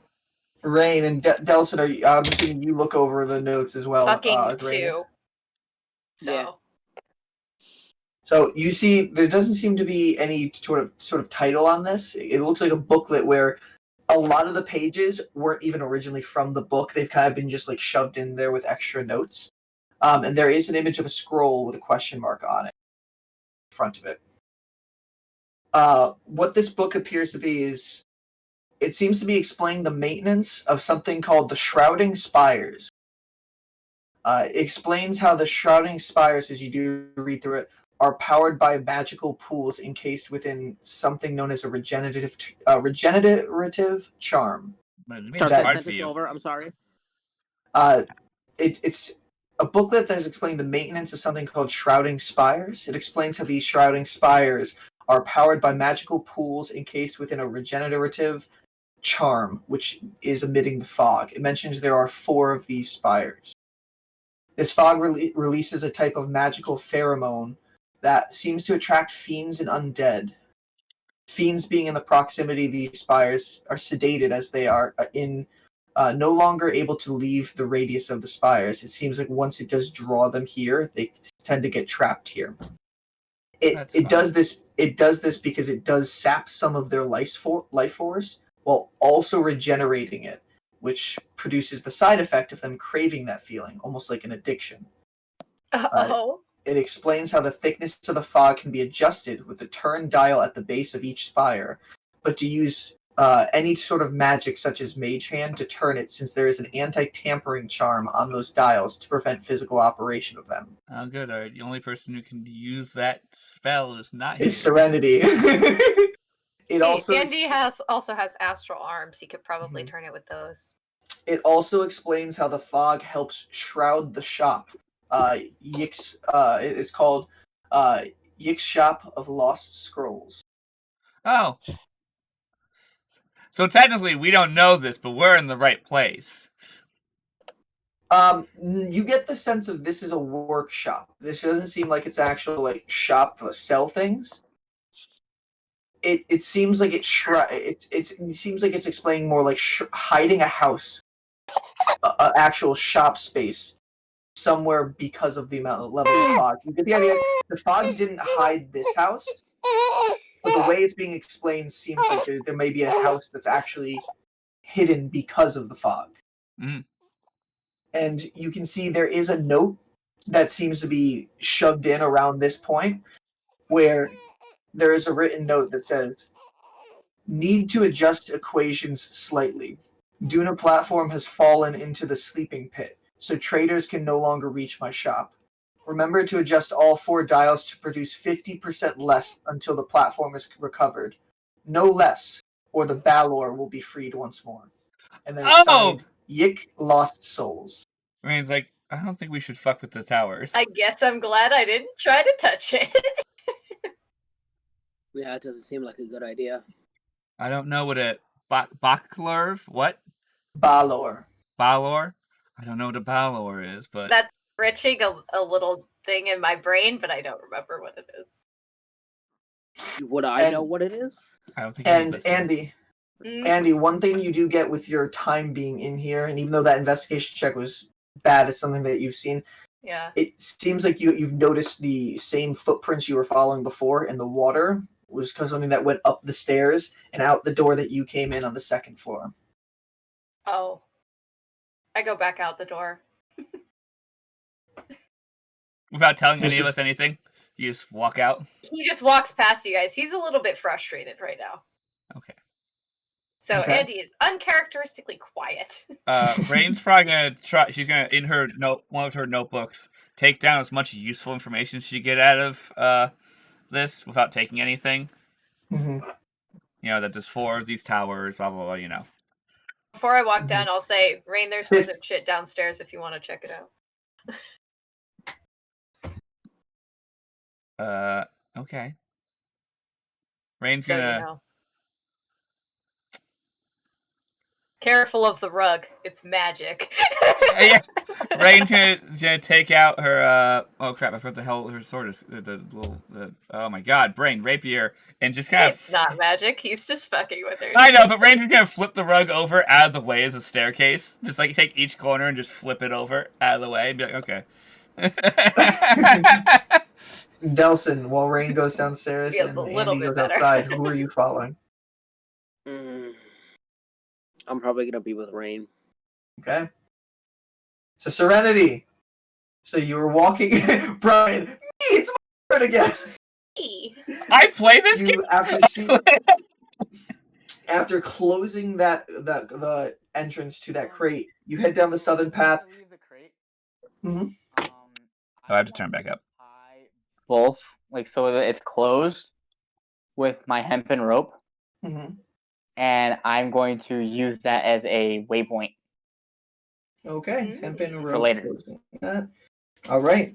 You do take a minute to tie that rope. It seems like it's affixed shut pretty well. And you head down the southern path again. Yes.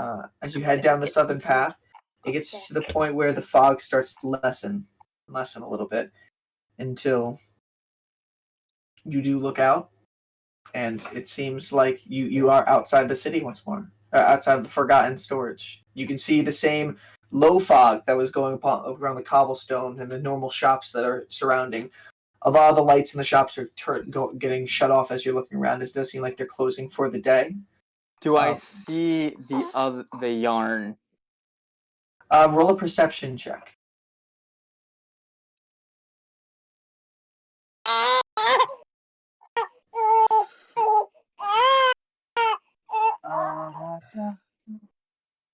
Unnatural 20. So 20. So yeah, as you are looking around, you look to your right and you can see several rows of the actual storage crates until there's another entrance into the actual area. You just catch the glow ring with the string. So you get the idea that it looks like you kind of went in a circle.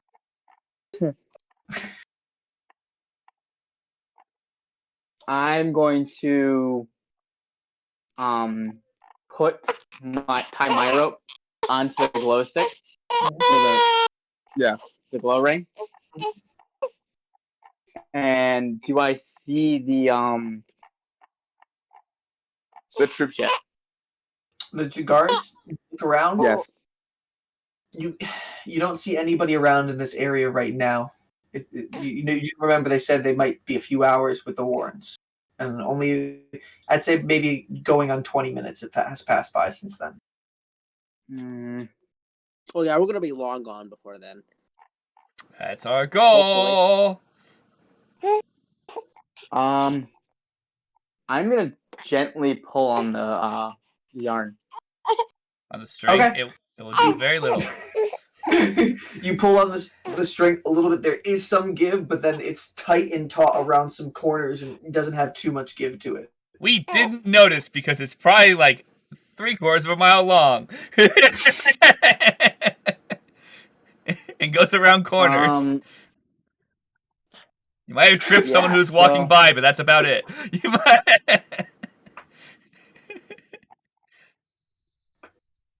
Because I know if this gets cut, it's going to disintegrate and be gone.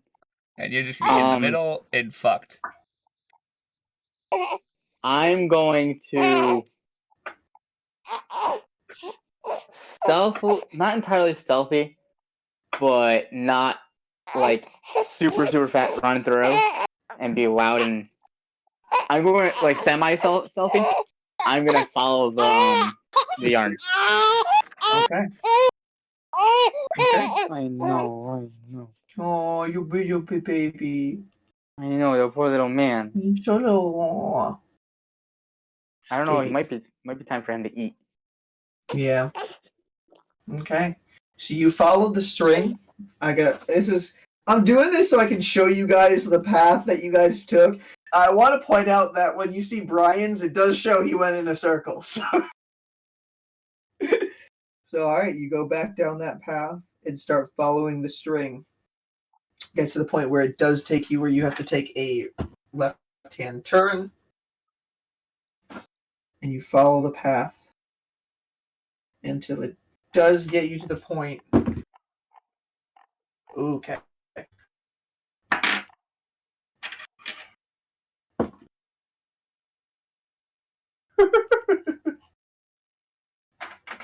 Oh no. I have a little bit of fun with these. And Serenity, you're approaching around the corner, following the string where you look over onto your right, and you can see a house. It does appear to be wood, bark, and brown, the same descriptions I gave before. It's the same the house that exact they saw. house. And you can see the string does go up into the roof of the house. And as you're noticing this, you hear two footsteps of chain that are coming from the left of the house, and it seems pretty close to your location. My cookies. I'm going to. Fuck. I'm gonna jump on top of the boxes, the crates, and try to hide. You can fly. Okay. I know I can. Just But I don't want to fly because I don't want to get hit by those stupid fucking lightning bug things again. Okay, you scramble up to the top of the crates. You're stealthing now, so roll a stealth check. Yes. You know, one day your little son's 24. gonna get into D&D 2, and he's gonna be joining with this. 24, you get up on there, and you're over the edge just looking down. You're pretty confident of how stealthy you are. As you are looking down in that direction, you see two pale creatures. The skin on their face completely just sunk in. It's still there, but you're basically just seeing the outline of their skeletons underneath. They have full metal plate armor that they are wearing on, with skulls on the shoulder pads, on the knees, and you can see there's spikes coming off of the gauntlets around their arms. They each do appear to have a long sword that is stained with blood, not fresh, but this has seen a lot of years of conflict, with a long bow on its back as well. Both of their hair is white and clearly dead, and kind of goes down to both their shoulders, and you can see just fanged teeth coming up from below them, just looking, and they walk down the path. They look back at the house, and then they look, and they see the string. And you can see them walk down to the string that's right below you, and kind of just... And one of them takes the long sword out and just and just cuts the string, and you see below just the string just goes to You dust. got so lucky. And then they just continue walking down the Because southern in their path mind, towards the like, camp. if they're stuck in here, it won't bother us anymore. We're never getting out, guys. Have confidence in yourself, Calm, and just know it's going to be a bumpy fucking ride. There's still the tracks. Yeah, Serenity, what do you do as you see these creatures walk off and out of sight into the fog once more? Well, mentally, she is screaming "fuck." I just want to tell you, I rolled the exact same thing for you and Vicky, so it's very fitting. It's in the That's so same fucking spot cool. too, which is hilarious. Yeah, But they've done a circle. Do I see the glow ring? She's put a glow ring not On the over fence. not at this area. The fence is not in your range from what you can see. But Okay, I just. what would you like to do? You're still on the top of these storage crates. I'm gonna look around. Okay, roll a perception check.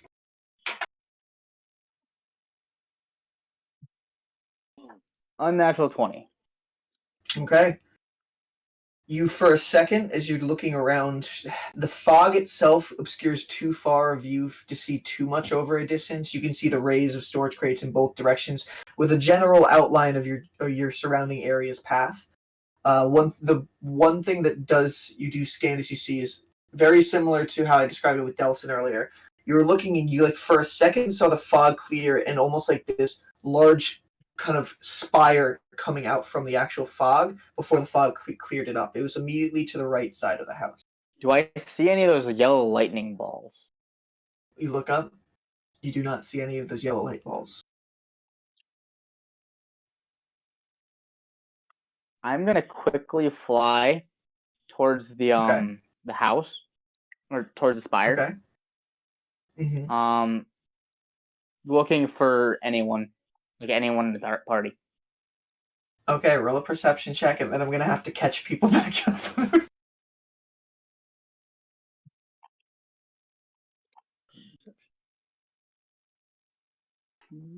16. 16. Okay. So Rain and Delson, Yep. you guys head down the stairs to the bottom floor of this workman's shop, and much like with Andy, you do see there's about 4 or 5 tables that are just lined off across the the wall. It's a pretty small space right here. It looks like from the door that you can see this weird contraption on the lock on the inside to the wall where the desks are. It's about a 10-foot space, so it doesn't. You get the vibe that this isn't a house. It looks like it is some place where somebody goes to work on magical essences, because you can see on the actual table different figurines made from metal, wood, different shapes, sizes, and you can see what you can tell, not what they are, but they do appear to be some sort of incomplete enchantments, kind of just taped, just nailed onto the wall behind the table. Okay. Okay. Any tools that seem useful and ripe for the stealing? Yeah, on the table Like you can see anything of value. You can see on the table there's all different types of metalworkers tools. You can see little type of like almost like chisels kind of things into the walls themselves, just kind of like stabbed there, and all little it looks like somebody who worked and tinkers with things. There's tinkerers tools, metalworkers tools, things like stoneworkers tools, all laid across the table. Interesting. Whoever owns this is a creative fellow. Very much so. Well, then, like you said before, there's like papers on the floor and stuff of notes and crap. Littered on the ground are what you guys can tell are spell books and tomes that have had their pages completely stripped out of them. Like there's at least a dozen and a half different spell book bindings just scattered across the floor and the table. Rain's gonna You get the sense that this person has collected a lot of spells in their time, and been experimenting with them, maybe. Rain's gonna turn to Delson and be like, magic. I wonder if our feathered friend would interact with someone who uses lots of magic. Question. Can I perceive to see if I see any drops of water on the floor? Yeah, honestly, I'm gonna do the same. Roll an investigation check. Because Andy has noticed this, but didn't mention it to anyone. Yeah, well, now we had to do this ourselves, which is fine. Okay, that die He's fell off my desk. Give him a break. Investigation. That is 19. Mine 19. is... Give me a second. 23. You guys do both notice it looks like it's hard to tell like the clawed footprints that you were seeing before, but you do see little water droplets come in from the door and go I'm to sure the there's stairs. a couple of the papers that are on the ground you can see are wet, right? Mm-hmm.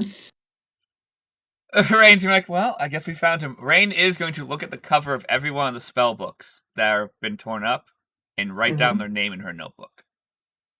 Or at so least the spell books don't have a name. These are not like...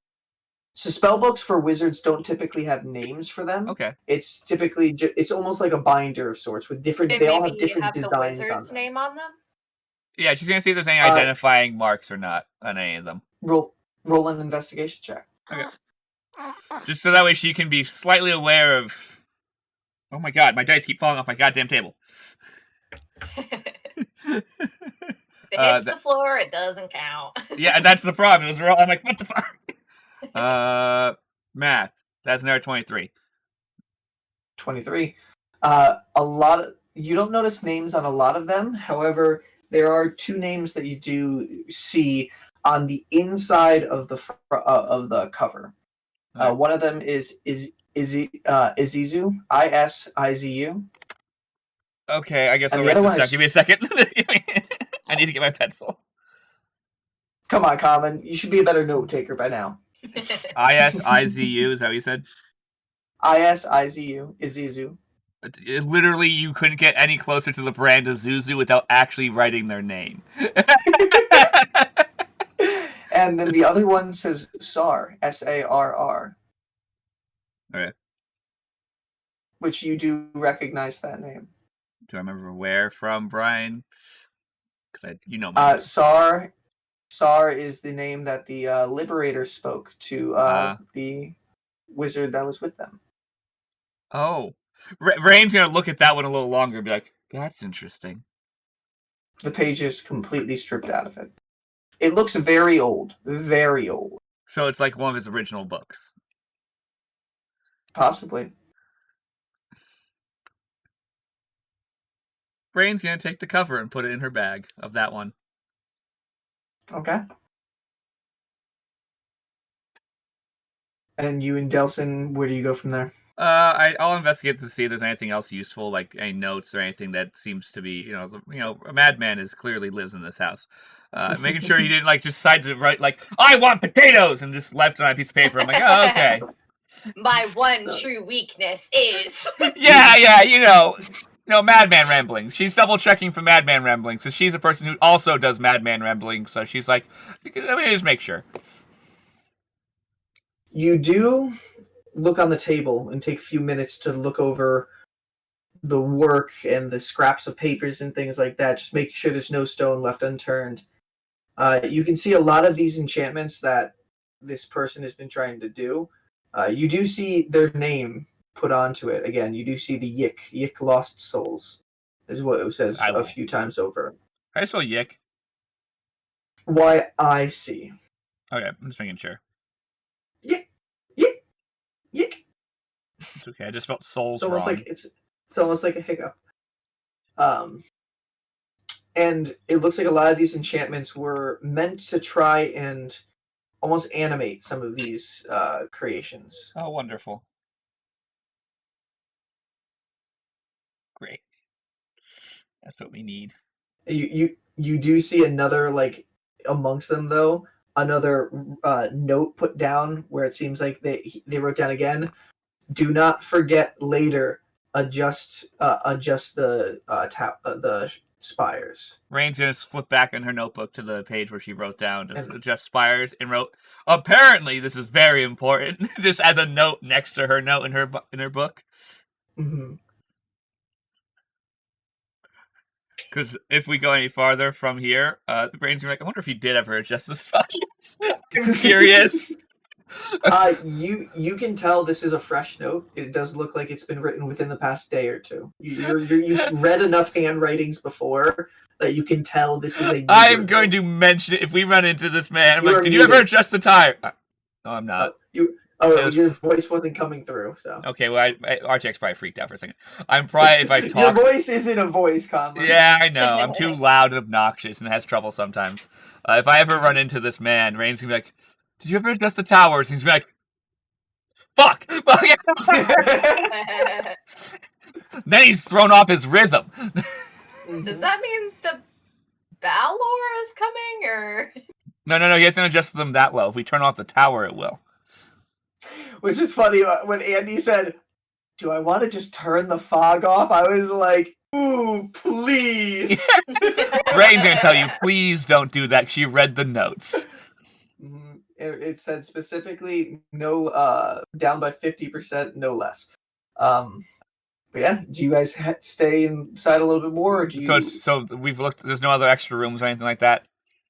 You've cased it pretty well. You don't think there's any hidden passageways in this weapons shop. Rain's gonna head up this shop and go follow and figure out what Andy's up to. Hey, Andy. I assume that as we walk up the stairs, we notice that there are water droplets up the staircase. Yes, and you notice that the string that was laying across here is completely dust. Which, Andy, as you walk outside as they're going downstairs, just and your rope seems to turn to dust. He freaks out second. Not the whole thing, but every part. He reaches in his bag and checks to see if the ball is there. And the ball is still there. You can see there is a little bit of dust in your bag now from the part of the string that did break off there. But yeah. He wipes a single tear away. He's like, okay, we're good. I have string. Yeah, but we're lost. I'm looking down on the ground. Do I see where the water droplets are heading?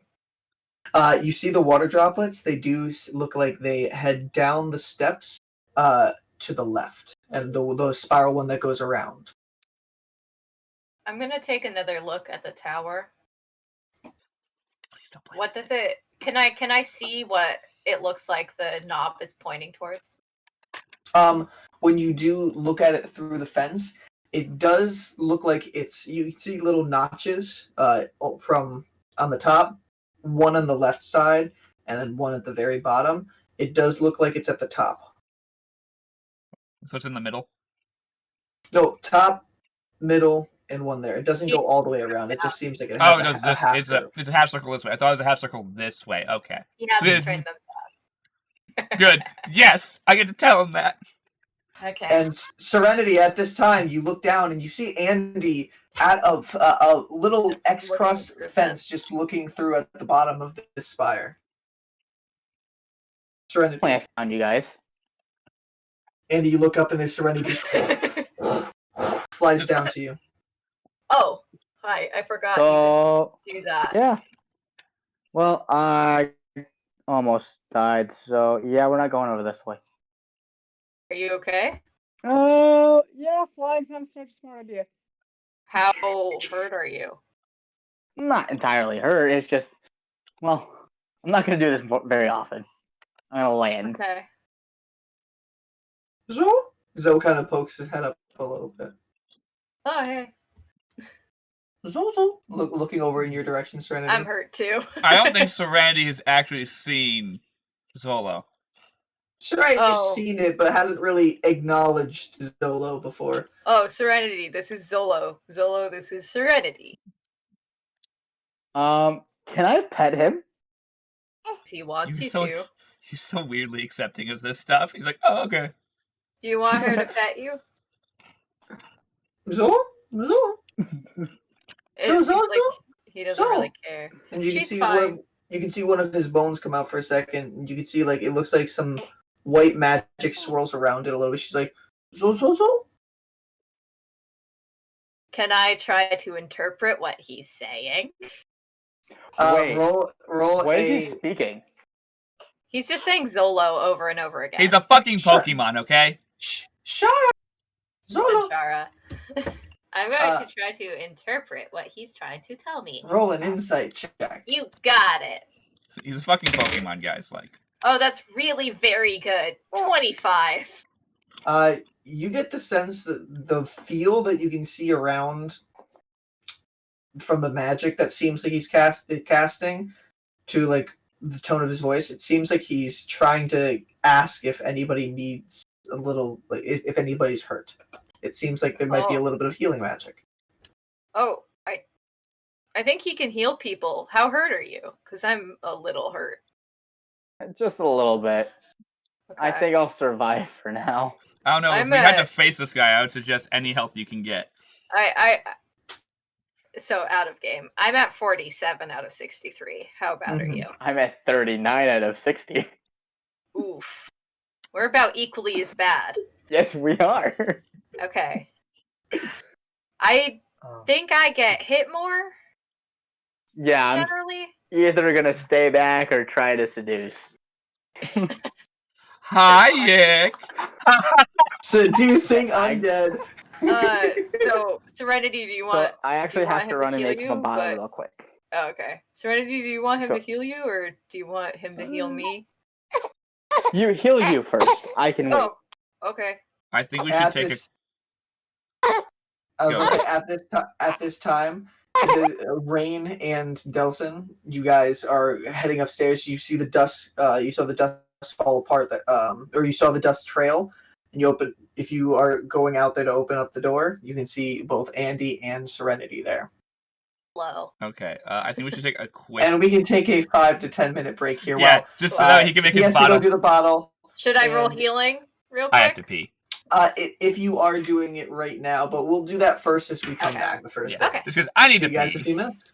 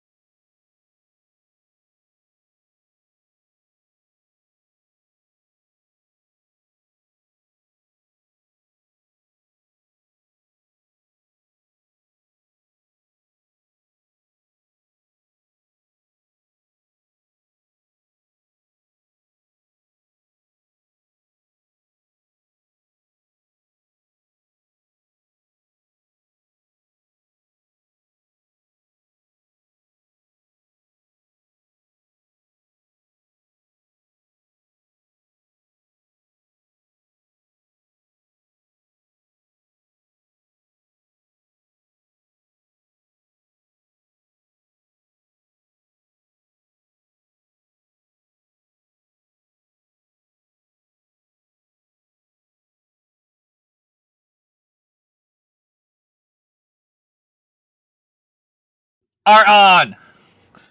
Hello. Violent transition. So as we're picking up where we were, all the group is We're all together. Slowly reconvene. The party's not split Just for now. about together. For now. As Serenity had located Andy down below, and as Rain and Delson were walking out of the workshop that seems to be from this Yick Lost Souls, you guys all reconvene as the dust as well as still just scattering from the rope cut before, and you're all together. I can now be in charge. Good. So I'm gonna be like, yeah, Zolo, I guess if you want to heal me, that's fine. And you can see like the bones. Like as they're opening the door. Yeah. The bones kind of just come together. You can see almost in the center of his ribcage this white magical energy, and he kind of just like pushes it into you. And cure wounds, so you can roll. I'll roll a d8. As Rain gets closer, but not. Oh, I rolled a 1. So that's 3 hit points. Some of your cuts heal up, and Zola's like, "Sha, Zol, buddy, you're real nice. I've only known you 1 day, and you're already healing me." And I just like give him little pets. Yeah. As Rain reaches, sands back into your body. As Rain reaches you guys, she first a little unhappily says, "Well, it looks like the string's been cut, so we're going to have to find our way back the old-fashioned way." Well, the trail goes this way, and I point down the stairs. Yes, I think. Just so we all know, it was cut by undead, and there was 2 of them in plate armor. Wonderful. Oh yeah, I heard like some rattlings of chains. I have a feeling that's a future us problem, not a current us problem. Oh, it's gonna be a major issue. Whatever they were, they sounded big. Not if they don't. You're smart and you can read a lot of languages. Are you handing I'm gonna pull the note out of my bosom. They won't be a problem if they can't see us. Oh, true. Rain's gonna. I hid from them on the roof. Rain's not going to yet get to your note. She's going to put it behind the first page that she's looking. She's like, "I think I know who we're looking for now. This place seems to be owned by some kind of Yick Lost Souls. I don't know if he's not a name. Yeah, I know. I'm just telling you what he signed his name on the pieces of paper back there. I only can tell you what he says his name is. That's why Yick. What? Okay. I mean, Yick is fine. It's the Lost Souls. I'm like, that's it not seems he's been compiling wizard spells. There's several torn apart spell books in there. Oh shit! Do you think he like hunts wizards? I don't think he hunts them. I think he's a wizard who just wants to collect everything. Knowledge. Oh. I think he just wants to have all the spells, which would make sense why he wants a Wind Whisper or Sea Breeze. There's a lot of spells, aren't there? There is a lot. But there was, 6 or 8 books, Brian, you said? I believe, it was getting close to a dozen. Okay. At least only 2 of them had actual names on them, but that's not important right now. Though, one was from Saw, that wizard that the Liberator has. So I'm curious, Oh, the Changeling? Yeah, so curious what magic's in there. That could be a worry. Yeah, he was good. Yeah, maybe he's compiling his own book. Super spell book? Yes. Brian, yeah, he is! I tried to focus on Sea Breeze's short sword again, and I couldn't focus. Well, then we'll do the old-fashioned way. Track our way up with the drops that he leaves. I feel like we should probably stick together. I don't like the feel of this place. No, we should definitely stick together. 110% agree. Okay. And let's go find our man. The eyeball, yeah? Yeah, let's go find our man. Dead bodies in my arms today, please. Oh, we can't promise that. I have no clue what Whisper's done in his free time. I feel like Rain keeps on saying Wind Whisper, and then a second later she's like, it's fucking Sea Breeze. Well, because it's technically only been a day, so it would take time for you to correct yourself on that. She's aware that it's wrong. She's like, "Fuck, god damn it!" Should I leave this, or should we take it with us? And I'm pointing at the glow ring. Leave it for now. It's not like I don't think it's going to Yeah, matter. we might need it later. I have a feeling could we're leave, like, walking a to trail him. of He's not them. walking to us. I have a lot of these. We can leave a trail. I got them for you guys, but they're useful. I take out like 25 glow rings and bracelets. I say keep them in your bag for now. I think we'll be able to follow ourselves up and down this staircase. If the path deviates, we'll go to using the string again to our best of our ability. Stick them back in. Also, Serenity did hand you a piece of paper. Are you Oh yeah, looking now at I'm going it to flip to the piece of paper. Sorry. She had not gotten through her first set of notes. Now she'll get to the piece of Playing with paper. the string. Okay. In Elvish, it says, "I'm still trying to map out this place. Not everything is as it seems.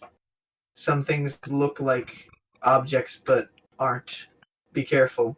And it's signed U. Just the letter U. No symbology with it? I thought it said Y-O-U. You. Holy shit, Yes! Direct note from me. That's odd. Ray just looked at it. I don't remember writing this. She's like, that's not a good sign! Do I recognize if it seems to be feminine or masculine handwriting? It seems to be masculine. Okay. Does it seem to be someone who's written Elven as their native language or as a second or third language? An insight check. Okay. That's reasonable. It's a hard thing to just get. Yeah, I know. I agree. That's why I asked it as a question. I knew I was going to have to roll for it, and that's an 18. 18? It's hard to tell exactly. There's not really any deviations that make it seem like this is pretty neat handwriting for a guy. You probably need to see his other types of languages. I need more than what it says in this. Yeah. Rain will read the note out loud to the group in common,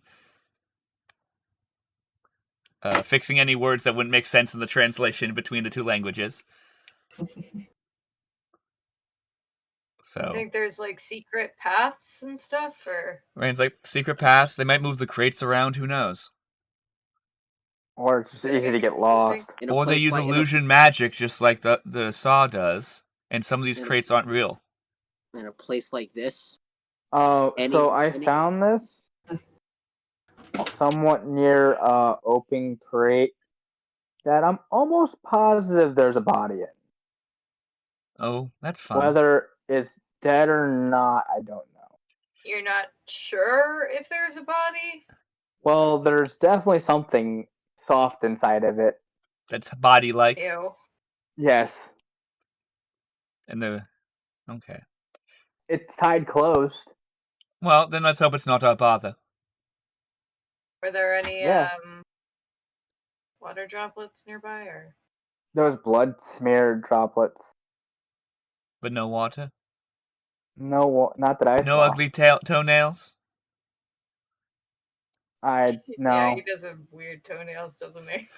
Rain's wishing she brought toenail clippers with her just to be a pain in the ass. Because she is that person to frisbee them at him. He'd be like, you didn't attack me. She's like, no, those are toenail clippers. I'm having a conversation until you fix that. We have little scissors in our thieves tools kit. I know. It's just that would be like saying Rain would do as a petty thing. She is a petty person sometimes. I feel like we should. I think we should go. Would you like to lead, Andy? Actually, Andy shouldn't leave because it's investigation to go. Wait, is it perception or investigation to follow the? No, it's survival check. Survival. Is everyone's survival stats out of game? +4. +4. Survival? Yeah. Andy's 2. And it's also +4. Okay, so it's irrelevant because we just put all put proficiency in that stat. No. Except for you.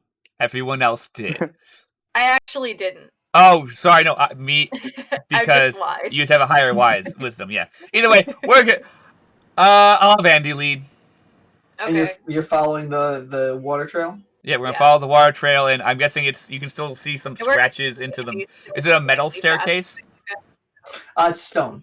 Can you see like scratches from his toenails into it pretty much after years of use, I assume? A little bit, yes. The stairs have are definitely not freshly made. They've been here for a while, and you also can see gonna- that this person has frequented it. I'm also going to glance to see if there's controls to the tower on the bottom.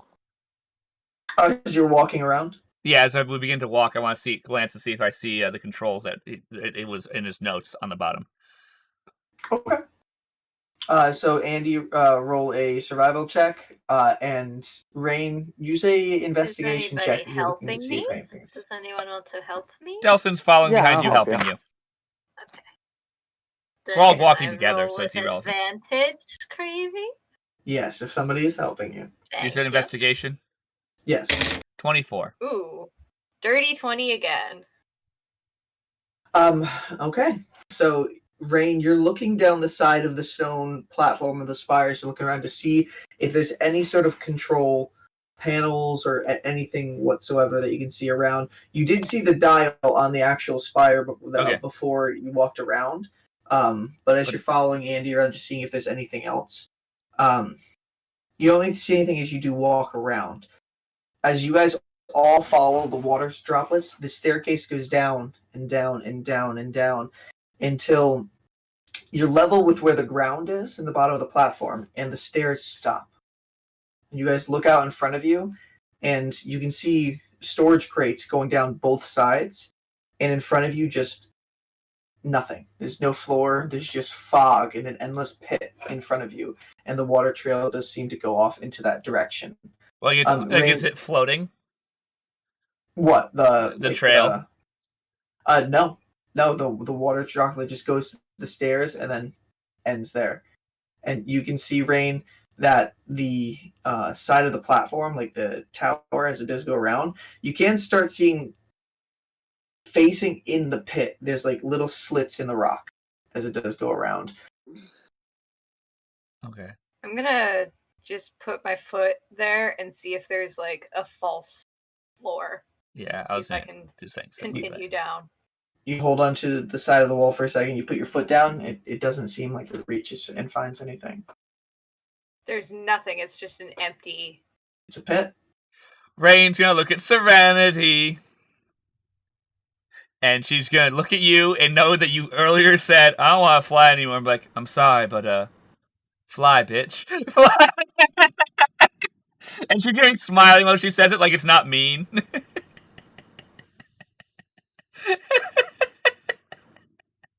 Can I see the other side? No. The fog is too thick. We probably should tie a rope to her just in case.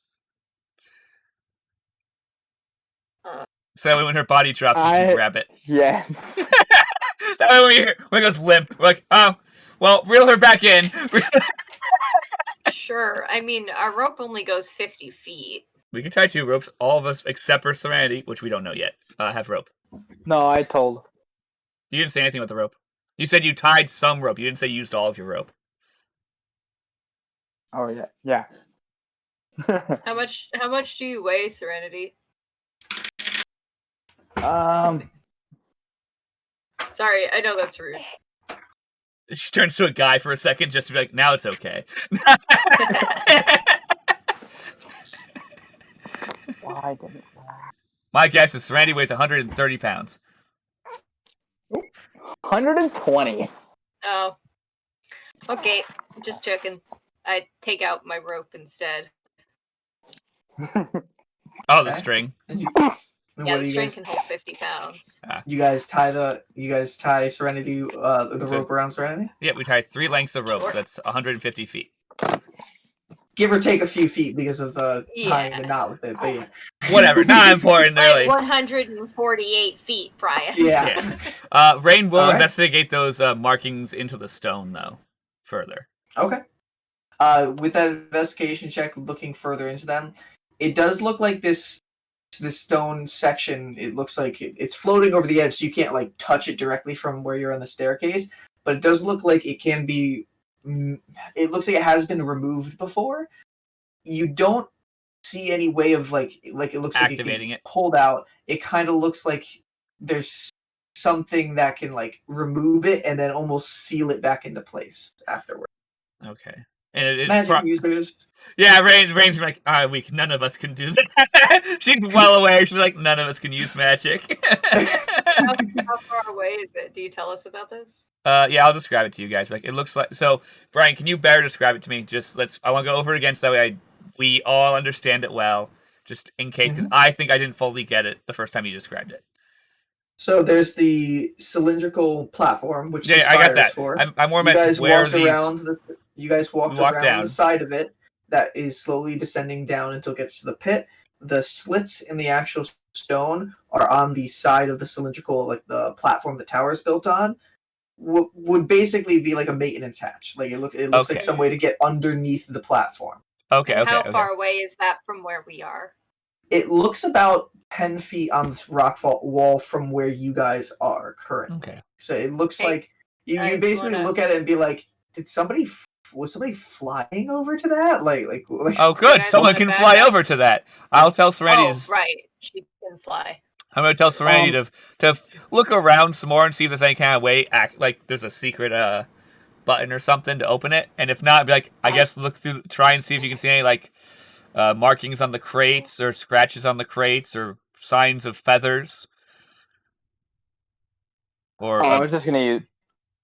Oh, no, it's 10 feet. But I can use Mage Hand. It's a hatch, right? Yeah. You also can fly it's not next a hatch. To it looks like part of the stone has been time removed and sealed it's like back it's like a perfectly sealed door. You can just see the seams around it. Yes. Right? Yes. So then over here there should be an opening, or no, it might be over there. And there's like a platform around it, or no? No. It's just there. Nope.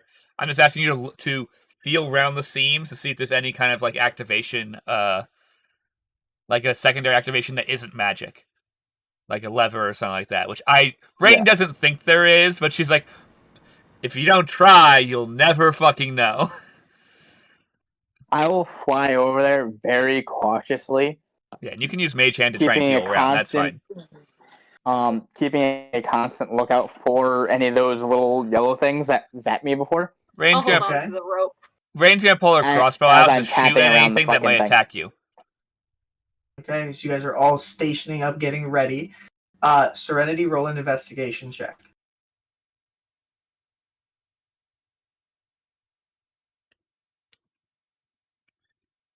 Well, that's a nat 20.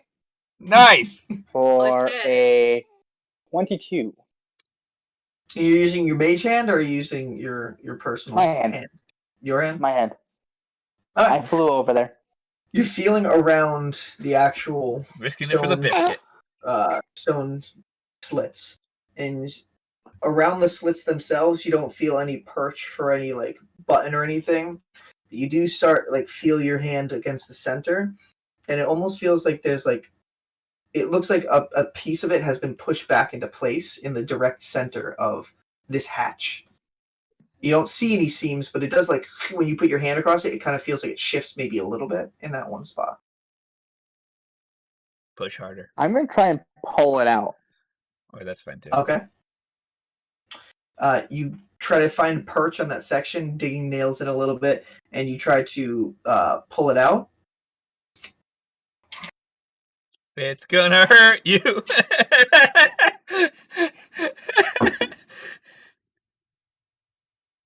So as you do pull it out, you feel it, a little charge of electricity burst through your hand. Fucking whores. That's what Serenity says, by the way. 12 points of lightning damage. Holy shit! That is what Serenity says. She says, fucking whores! Because that's a huge insult to her. Fucking whores! Oh, man. And you can see you've pulled it out. It does look like it's this stone, like it's this stone section, and as you pull it out, you can see what looks like there's almost like buttons in a way, in the sense of there's stone that kind of pops out of the slots around it. It's this one rectangle that you pull out, and more sections do little like pop out different angles. I'm imagining. I know exactly what I'm imagining. It is as like in the control consoles in Stargate and all the ships. There's like little like gems and stuff in them, and you slide them out, and there's gems and shit. I'm imagining it's like that. Serenity, your hand hurt for that 1 second. It stopped afterwards. And you can feel that pain, but you pull it out, and it gets to a point where like there's something on the inside keeping you from pulling it out further. But you can see a lot of stones did pop out in different ways all around. I guess you can start hitting buttons, but you might go unconscious. Yeah. I'm going to inspect it. Like, I want to like see how intricate it can be, or it is. Okay. Roll another investigation check. You're getting very lucky with your rolls now. It can be 17. irrelevant. You're about to obliterate her unconscious, so then we're dicked. You look around there. It seems like there's no pattern that you can really find from the way that everything is jutted out. You can see maybe one or two that look like they're chipped, almost like maybe they've been pressed a lot before, but nothing that's indicating maybe a possible like pattern to a code or anything like that. Rain's gonna not super loud, but loudly enough you can hear. Be like, are there any languages on it? Or markings? Yeah, any symbols? As you do look around, you do see, not glowing, but carved into the tips of them, there are sigils of different variety all around them. Almost like roll an Arcana check. Oh man, this is gonna be one of those things where like us sitting there like, we have no clue how to deal with this problem. I'm not sure how we're gonna get past it. You're not magic users. Yeah. That's a 9. Ugh. 9. You're not sure what they are. You know they are sigils, but you're not sure what they mean. Rain's gonna be Can I looking back. I want to draw them all out. Okay. Okay. Rain's gonna be looking at our notes of the. And then I'm going to hand it to Rain as I sit down and like, that hurt. Fuck you. That fucking hurt. I'm not touching anything anymore over here. Okay, well, that might make this harder. And Rain's now going to begin going through her notes of what Yik had written about, and be like, hey, Delson, do you think this is the pit of... I forgot what you wrote. Pit of Shadows, where the fuck it was? The pit... Hold on, let me scroll to it. I knew it was something dark. I just don't remember the exact name. The notes that you read inside the book said, need to adjust equations slightly. Duna platform has fallen into the sleeping pit, so traders traders can no longer reach my shop.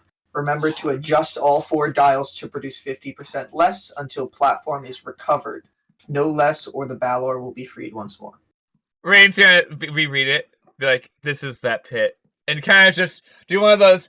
There's a Duna platform somewhere. From the note, you can figure there was a Duna platform that might have been directly where you are right now, and it has since fallen somewhere within the pit. Rain's looking down in the pit. You'd be able to gauge that. I probably, now that you're starting to put this together now, especially because you're super smart, it looked like Yik's saying to turn down those dials. Yeah, I figured it out right. So he can find the Duna platform. Yeah, that's what Rain's like. She's like, this is lots of work. Because she's like, I don't know where their towers are. We have to go find them. Like, Rain's literally just looking at like, so guys, we have options. Yeah. I probably won't get hurt if I just touch them all with my astral arms. That's not the worry of the options. We don't know. Yeah, you could use Mage Hand. We don't know where any of these towers are besides this one. Well, this is the one that we need to worry about, right? I think we have to turn down all 4 towers to decrease the fog enough to actually see down there. You guys weren't supposed to be here. I'm sorry. This is a problem that's supposed to be solved by the Misfit Warriors. Clearly. Because multiple of them can fly. So it'd be irrelevant. We'd be like, oh, well, just fly across.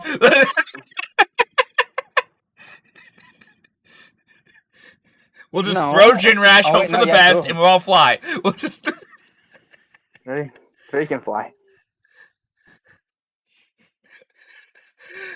Rain's like her brain's doing equations. Like there's so many options to choose.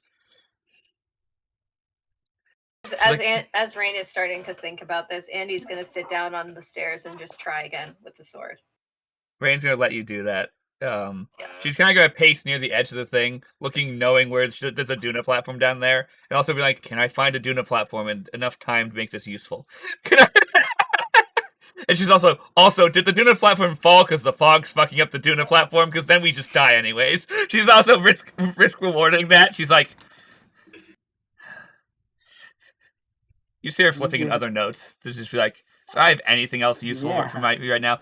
Oh man, like I know we can solve this by just going to go find all the towers, turning them all down 50%, and then coming back. But like, that's gonna take in game multiple hours.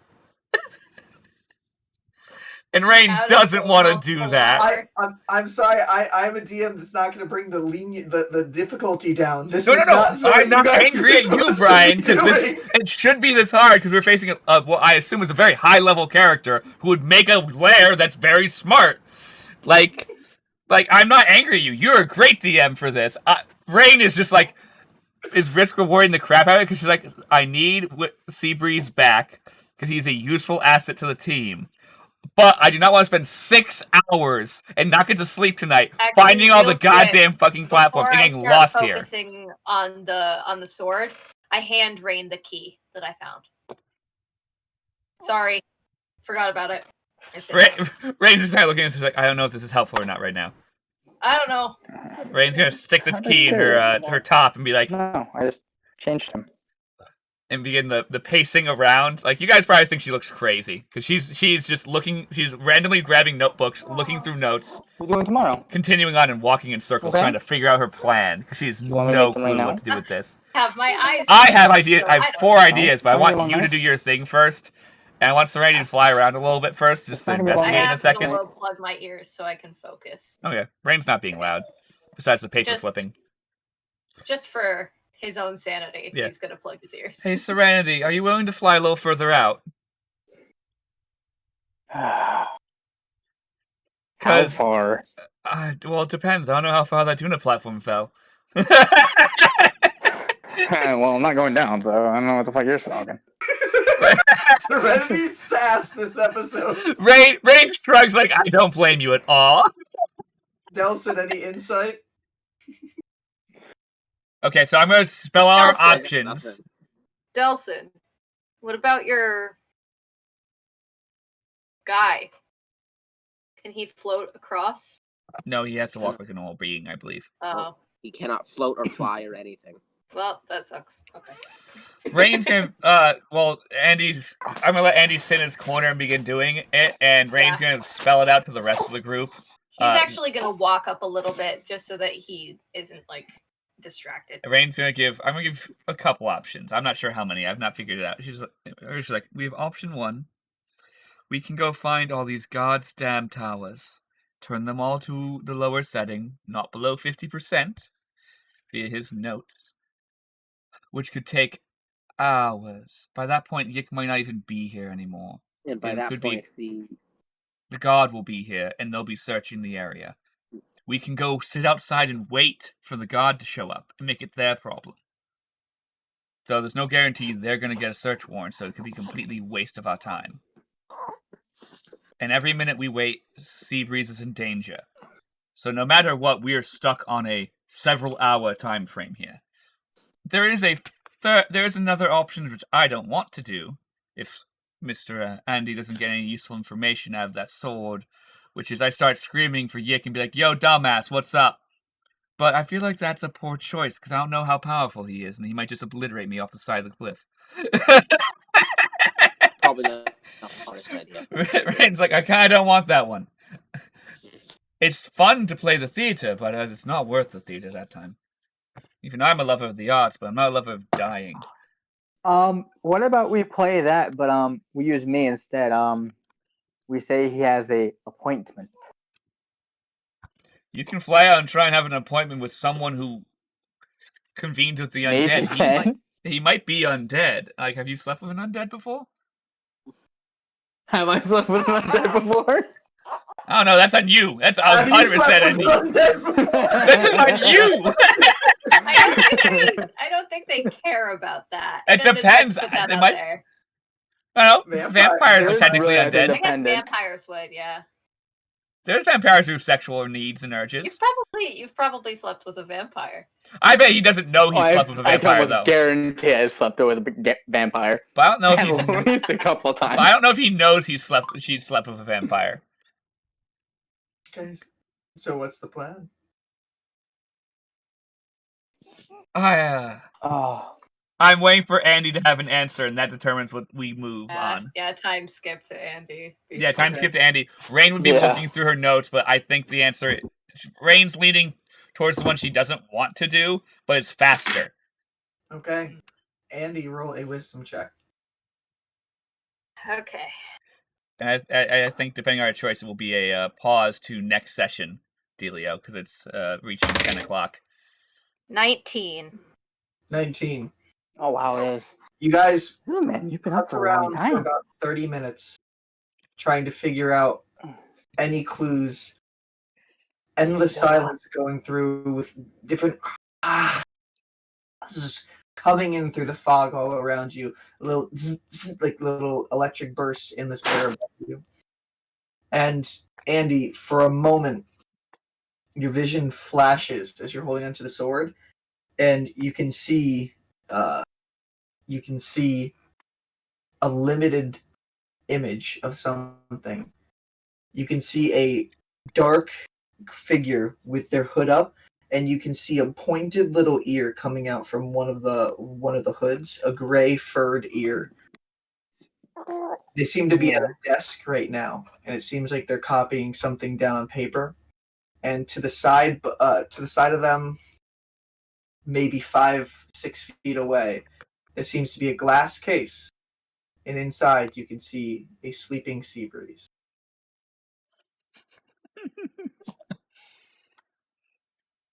Does the desk look different than the one that we saw? Yes, Okay. it looks more regal in some way. It does have carvings within them itself. It's actually, I mean, you wouldn't know, but it's Southeast design. So The So Southeast. this is a vision Andy's having. Andy is learning to connect with items to try to see images, see connections with them. Okay. And What? you see that for a quick What are second, you trying like to say, that's Nathan? long enough to see him kind of like write a few things, and then you pop back. Any intel? He stands up and walks back down. He's got him in a glass cage. What? Does he look in danger? Not directly. His body didn't look physically bruised. You did see some blood that was coming out of his nose, and he was unconscious. He didn't look great, but he Well, wasn't if hurt. if he did fight a wizard by himself, I'm sure he wouldn't look great. I don't know if he fought him. He just kind of looked like... Do you look peacefully asleep?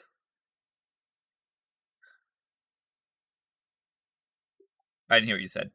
Oh, I said no. Ryan's like, oh. Well. He looked like, A course. hostage? Have any of us gotten psychic damage in this game?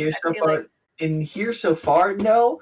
No? Psychic damage so far in this game. Or have had any of our characters ever possibly seen it in their lifetime? Yes, you guys definitely know of psychic damage. Like there are some mages who use things that literally force pain through your body, and there typically is a reaction of like nosebleeds or ear bleeds or eye bleeds, things like that. Andy's just gonna say, I think he did something to his head. Well, hopefully it was temporary. I want to note one other thing that you would have seen from that. Yes. Seabreeze didn't have his necklace on. It was on the table next to Yick. Oh, so that means our poor friend cannot And, even help us. He still looked like Seabreeze's form so far. Maybe So there's he a might. limit before go back. Oh, he's trying to get him to deattune though. And the necklace wasn't on him, but it was nearby. He still looked all wet, though. Yeah, I know. We think that thing is cursed, right? That's not just me. Oh, it's definitely cursed. You weren't there. Wet Hands is definitely real. I didn't think he wasn't. Why would Seabreeze lie? I didn't think Seabreeze lied, but He turned into a wet person. I never said I thought he lied. I didn't know how real the ghost was, you know? I thought it was a vision in his brain, not something that could interact with the real world. No, ghosts are real. Some are, but it was a corporal being. Because they grabbed my pencil and stole it from me in the booth. Oh, okay. I'm assuming using Mage Hand or something. I'm not sure. Could have mostly. He's invisible, so, you know, if you picked it up, it would float. Yeah, it just floated, but he wrote down... Please turn down Brian for a little bit. You guys can't do anything about it. You have to do it on your own ends, but Okay. I turned him down on my end for the stream. Okay. Thank you, Brian. What sucks is I need to now talk to Brian. And poor Cole is not having a good moment right now. I'm guessing the handoff is not possible right now just because I think we're going to finish off soon. I wish I could give you guys pointers and advice. No, I have ideas. I have tons of them. It's just none of them are good ideas that are gonna. I can't promise Seabreeze's survival in the short term. Mm-hmm. None of them I can. Serenity, can you carry one of us and fly at the same time? If she gets knocked out, we die. Yes. That's the problem. Serenity won't be able to hold you anymore, and you just fall. I don't know how far that is. She's like, that could be off the side of the city. Pretty much will die. Maybe she could, I don't know, try to mage hand some of the rock thingies and see if maybe a staircase shows up. I don't know. I think it's a magic place, you know? It is, but I think he doesn't use the Duna platform. He uses some kind of magic to cross. And everyone else who visits then why would he have it?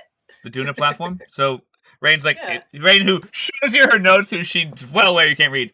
Also, what's a Duna platform? You know what a Duna platform is. A donut platform? You know exactly what a Duna platform is because it's what we go to. Do I? Yes, you do, because we've ridden on them hundreds of times. Oh, that's what we ride in the Undersystem. Yeah, we've been on them tons of times. He probably doesn't know what this is canon right here. Yeah, right. She gets a little loud too. She gets like, "What the fuck are you talking about? What are you on about, Andy?" Are you rolling to see if we just break all stealthy? He's like, listen. Hello? Roll a perception check. Natural fucking one. I hope you're happy, Conlon. 14. 14. You guys don't hear anything out of the ordinary from... Keep our fucking voices down, right? Rain's like, I apologize. I'm a little frustrated right now. None of our options are very good. One of them is sending Serenity out to go be like, hey, do you want a fucking blowjob? No, I think our best option is just fucking around with the panel. I think that's what we can do for now, but also might alert the very angry wizard of our presence, which could be good or bad. Either way, we're gonna have to talk to him, or fight him, or something, or trade something for Seabreeze. So idea then is go mage hand the damn fucking thing that has the marks. Yeah. Use the mage hand, push all the buttons, and push it back in. Yeah, and hope for the best. Hey, can't them? Maybe push. I don't know. Are there ones that look like they've been pushed more? Yes. Push those ones. Also, push them all at the same time. See if there's a pattern in the button sigils. In the button sigils? Like, Rain's gonna draw a very simple thing, which is gonna be, I'm just gonna be like, Brian, since you would know, she's gonna literally draw the chevrons, like military chevrons, like private. She's like they might add on each other. I'm not sure. I can't see them. Your drawing's only as good as it can be. Andy Do just you says wanna go try look? more above. Wizards Rain's like, I fucking could- suck. Rain's like, I'd rather not float over a pit of doom. Not my cup of tea. Yeah, you can have me do it. You can fly, and you're attached to a rope. So Hey, Serenity, are you if going you over fall to? unconscious, I'll just pull you up. It's fine. Yeah. Are you going over to push some of the buttons with And we Mage Hand? can heal you now, I guess. Yes. I suggest you roll like an insight and an investigation check to be like, does it look like they Yeah, go I'm in going order? before I push any of the buttons, I'm going to look at it again to see if there's any difference in how they were pressed. Any rhyme or Another reason? investigation check. And By the way, a shout out in the actual chat, Brian. Major props to you to being a father while playing Dungeons and Dragons. Like, mad respect. Hell yeah. Seriously, bro. Like, We love our friends. And our friends' little babies.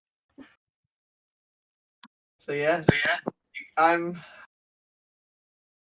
You guys are in a bit of a jam, but we'll see how you guys can get out of I'm it. gonna let this happen first, the Serenity deal, and see if we get anything out of it. And if not, Rain's gonna let Serenity fly out. Maybe there can be some vigilante hopping from the crates and investigation around the maze. Split the party again. Yeah, that's a fucking great idea, Brian. Rain's That's a great definitely idea. going for the go stand outside and be like, see, look, I didn't leave. Where are your friends? I said I didn't leave. I said 18 naturally, so then you have a plus 18 after. Okay.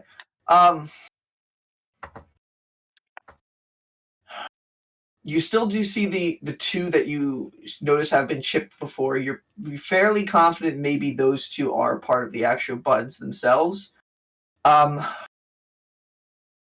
It's really hard to determine if there is anything else that any signs of anything else. Maybe there's some scratches on a few of them that you think maybe that those might have been pressed, so it might help a little bit. If you are going to randomly press buttons, I'm going to have you roll a D100 to see percentage chance that you by chance hit all of the correct codes together in the right to order. actually up. Your knowing two of them confidently are the ones, and then the scratches somewhat helps a little bit. It'll change the number you do need. Let's see what you roll. I love how now we're playing D&D with Brian, who is literally miming D&D for us. 80. 80. And then the D10 you roll to get the number.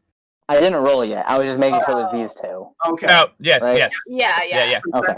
The D10. I was hoping it was an 80. I was like, yeah, that's a pretty high number. 75. Pretty 75. damn good.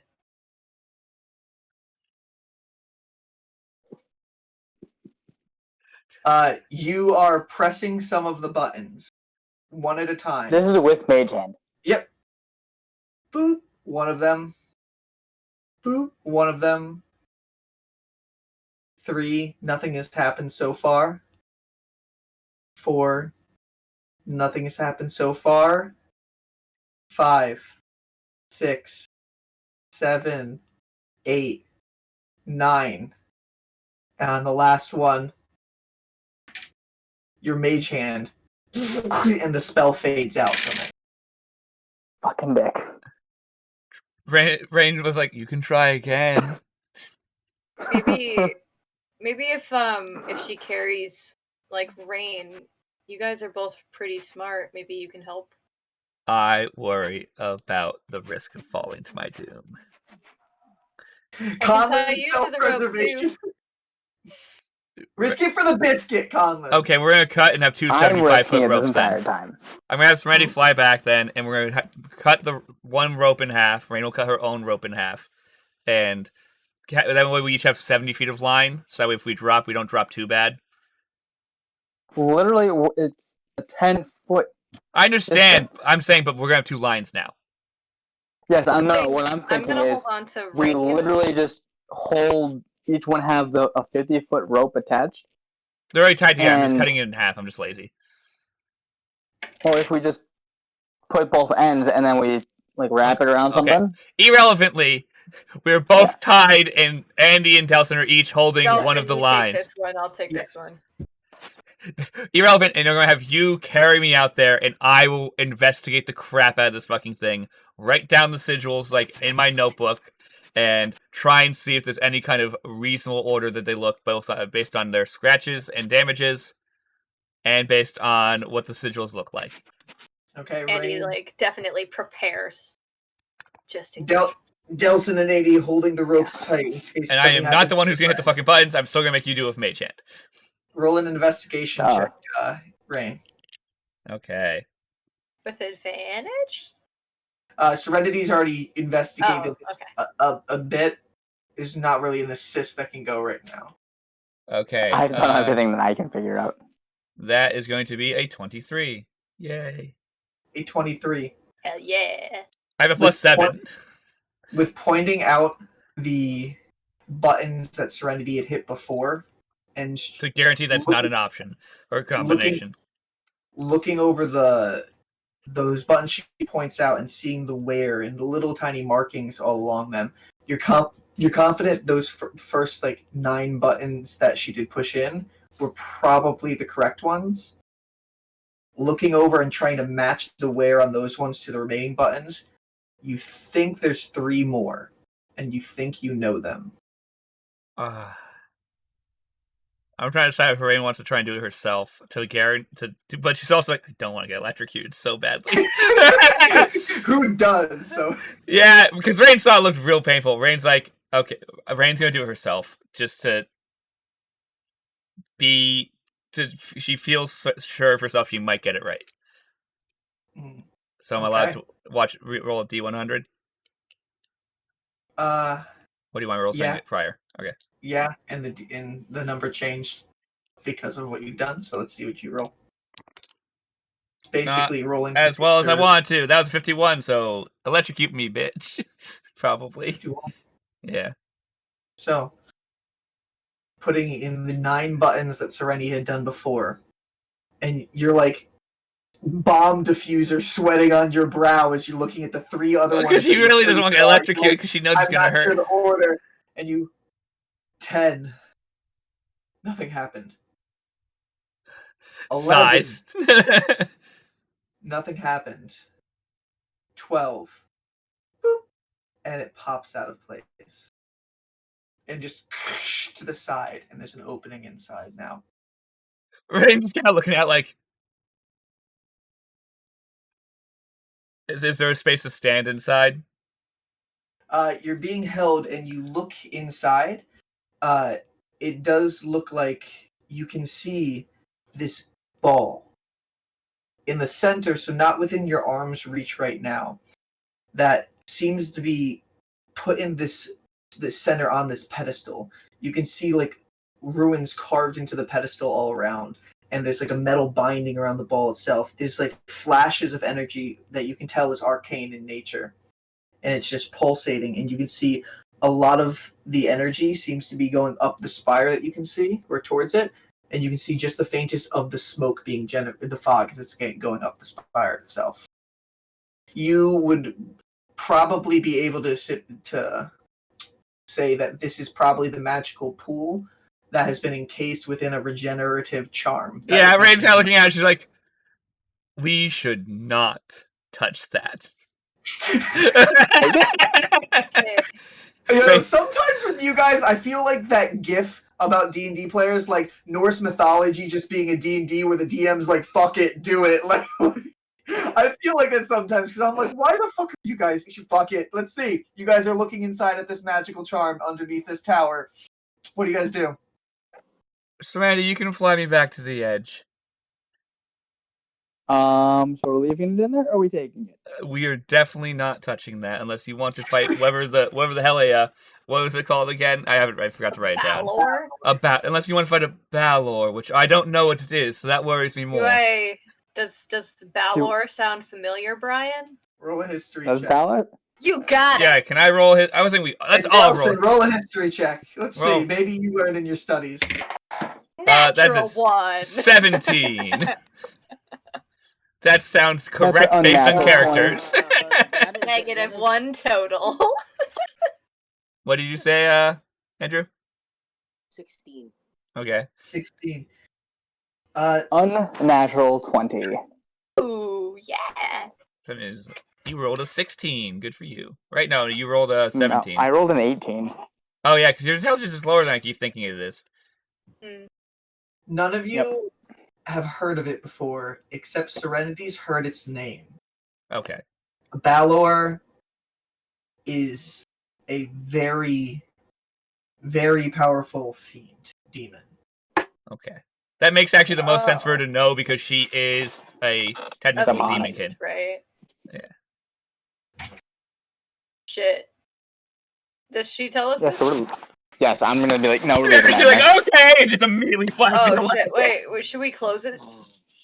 Rain's like, I'm gonna use Mage Hand to attempt to close the damn thing. yeah. Okay. That's fine. With Mage Hand, you're able to pop it back into place, and slowly, as you push it back into place, the stone buttons do fall back into place until it is. By the way, Rain is going to write down the order of the buttons that she hit. Like, she's going to put it in her notebook immediately. What about so this? give that to me later. What if I tie the rope to myself and climb down? Let's not. You're going to be able I to have see a nothing climbing in that. speed. I'm just telling you, Andy, you'll be able to see nothing, but you can try. It's our last resort at this point. One second. I hate saying it. I tie a glow stick to the end of my string and just start lowering it down. Until you can't see it anymore? Until it hits a bottom, actually. Okay. Yeah. You put it in, you start lowering it very quickly. 10 feet down, it is gone. You can't even see the light from it, and you keep on lowering it down. I have a feeling this pit goes all the way to the lake. And lowering it down. Rain's going to sit down and just be like, okay. Andy, are you even measuring how long you're putting it down? It does feel like it's hit a bottom. Okay. I hold it, and I start walking up.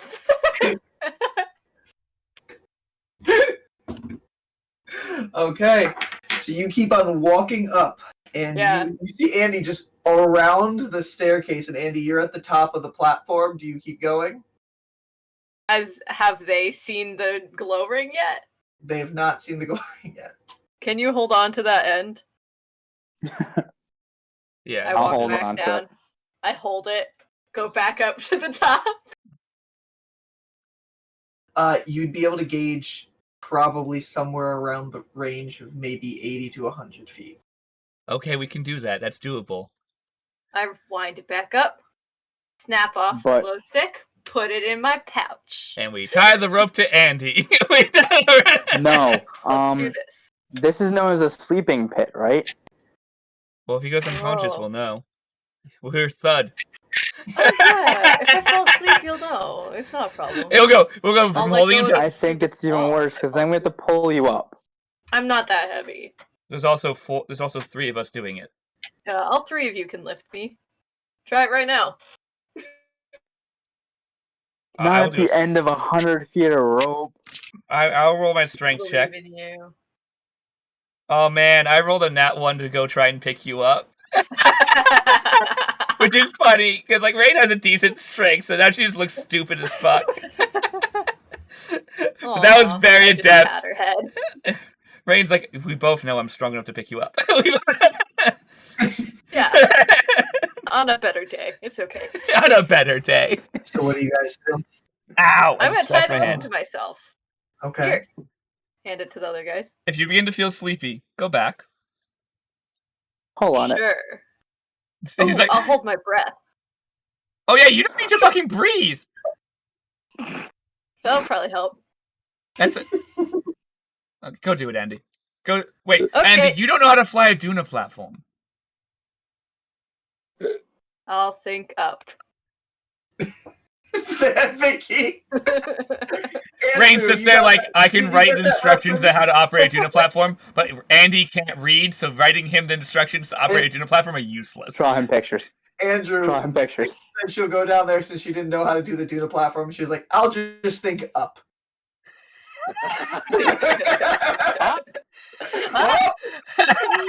Okay, I climb down. Rain's I gonna. assume Rain, we can you take draw her pictures? both ropes Before so you that go it's, down, like, I want to draw long you a quick schematic of. Rain's gonna be like, because I'm guessing Rain's operated one a couple times, but like, not a lot. Actually, no. Maybe Rain Zolo proficient. could help me understand this. Zolo, take a look at this too.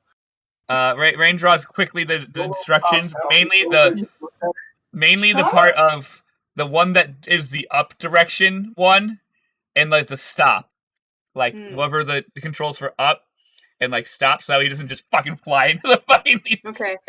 Okay. I try to commit it to memory. And I try to explain to her how to operate the Duna platform to the best of Rain's ability. Okay. Very hard. And starts climbing down. You roll an intelligence check to see how much of it you maintain. Oh, you got it. Oh no. With advantage, because Zolo's helping me? Rain's helping you. Rain's helping me. Advantage. Yes? Sure. Yeah! Rain's working very hard with diagrams. 6.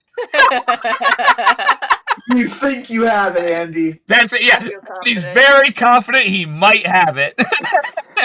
Okay, I can do this. It probably looks like an up arrow, right? So I'll just climb down. Rain looks at the diagram again, like, no.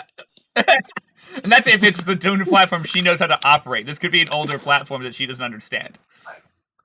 Andy, you climb all the way down until you are about 90 feet down, and you hit bottom. Everywhere around you can see scraps of metal. You can see wardrobes that are just smashed to the pieces. You can see old clothes thrown down here, chairs. You can see swords, weaponry, all sorts of things that have been lost, things that have been forgotten.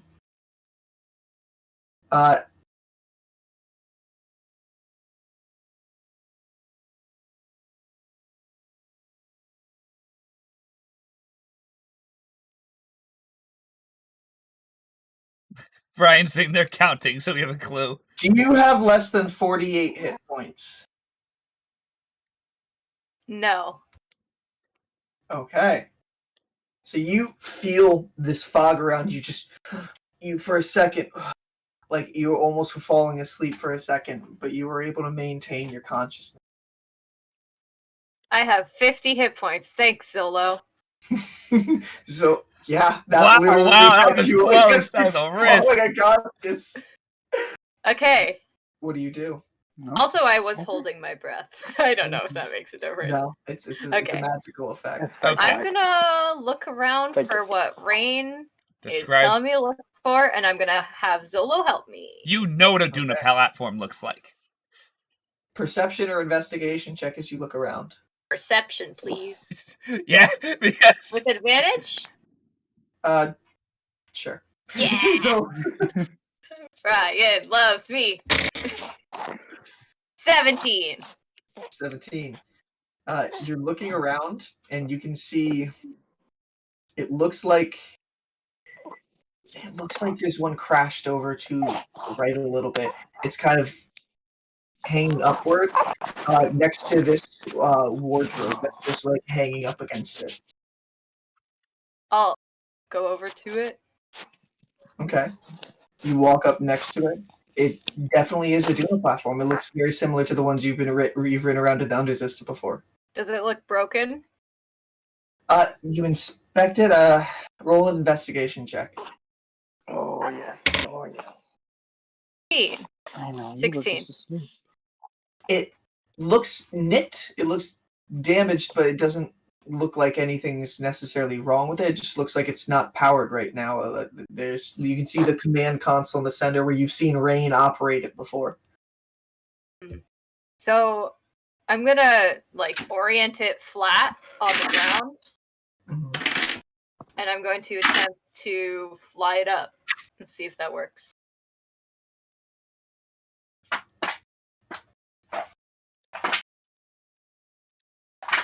When the DM's looking through a book.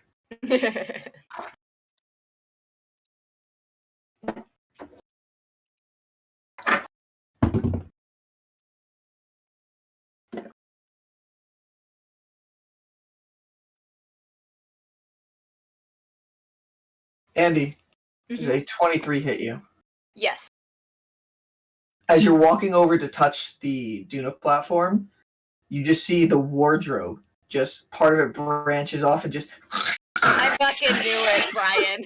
And the wardrobe's part of its form actually rips off and comes out almost like teeth to come down and hit your arm. That's bad because you're about to go unconscious. I'll be fine. You take 6 points of bludgeoning damage, and you are now adhered to this thing. You can see the purple ooze sticking in your fur and keeping you attached to it. Andy, quick little initiative. Okay. Shit, I rolled a 9. If you guys hear this sound down below, I don't know if you guys want to jump down to try to help 80 feet. No. I just go, shit.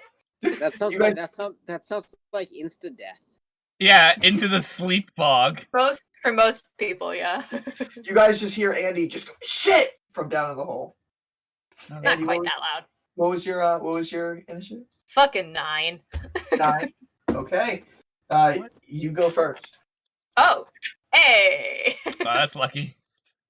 Okay. I have my things on my hand.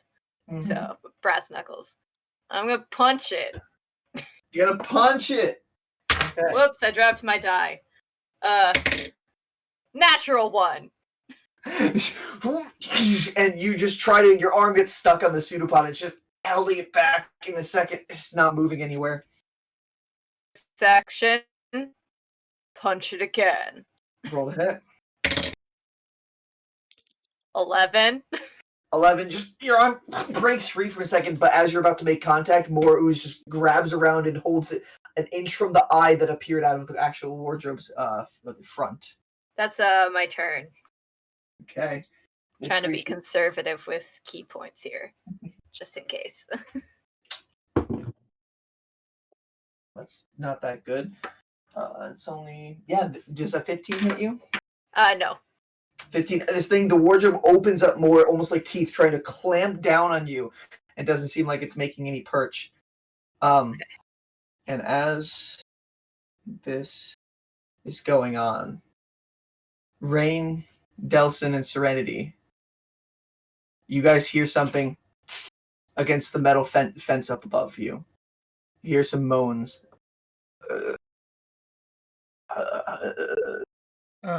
Rain sighs. Dowson, hold the rope. That doesn't sound. I will hold the rope. And you look up, and coming down the stairs, you can see these creatures who you have seen them before, but the ones that you have seen before were more civil. They were kind of tame. They're the ones in the Underzista. It's this large, almost primate-like face scrunched together with sharp teeth, ears that stick out straight to the side pretty long, a body that's hunched over with fur down in between its legs, and long four-fingered claws. About 6 of these creatures walking down the stairs to you right now. 6 of them. Oh my And this is where God. we will end today's session. We're dicked. Yeah. This is this TPK. TPK. With a mimic fight down below with Andy, and you all about to try having 6 dredges coming towards you. just to be Dretches. You said 6? 6 dretches. Solid. Okay. Yeah. You guys have never we're fought fine. them before. You don't know how tough they We're are. totally There are fine. 6 of We're them. fine. It's fine. All right, guys. We're fine. Well, you guys have definitely gotten yourselves into a situation that is Rain in her head's like, I said we should have left and go wait for the guard like 5 minutes ago. I like Andy talked me into something else again. Sorry. And just to think, all of this stemmed from one decision that Seabreeze made. Yep. Mm-hmm. and we'll see if God damn Seabreeze it, gets Callum. involved next time. It's going to be interesting. Let's see if Andy can get this Duna platform up and maybe get things rolling. But Hopefully. If you get the Doom platform up, we're not in horrible shape. Hopefully. Because we can fly across and be like, bye, creatures, we'll deal with you later. You're what we call a Or future maybe problem. won't. All right, guys. Well, we'll pick up from this with combat starting at the beginning of next week's session. Oh my god. You guys on a staircase. This is going to be a very close fucking staircase with a pit behind you. Have fun, guys. Anyways, we thank can't you all retreat. for coming. Thank you all for coming. This has been That Disaster. Until next week for the next one. Have a good night. I'm just gonna study in the fuckers. Good night. Good night, guys. Holy shit.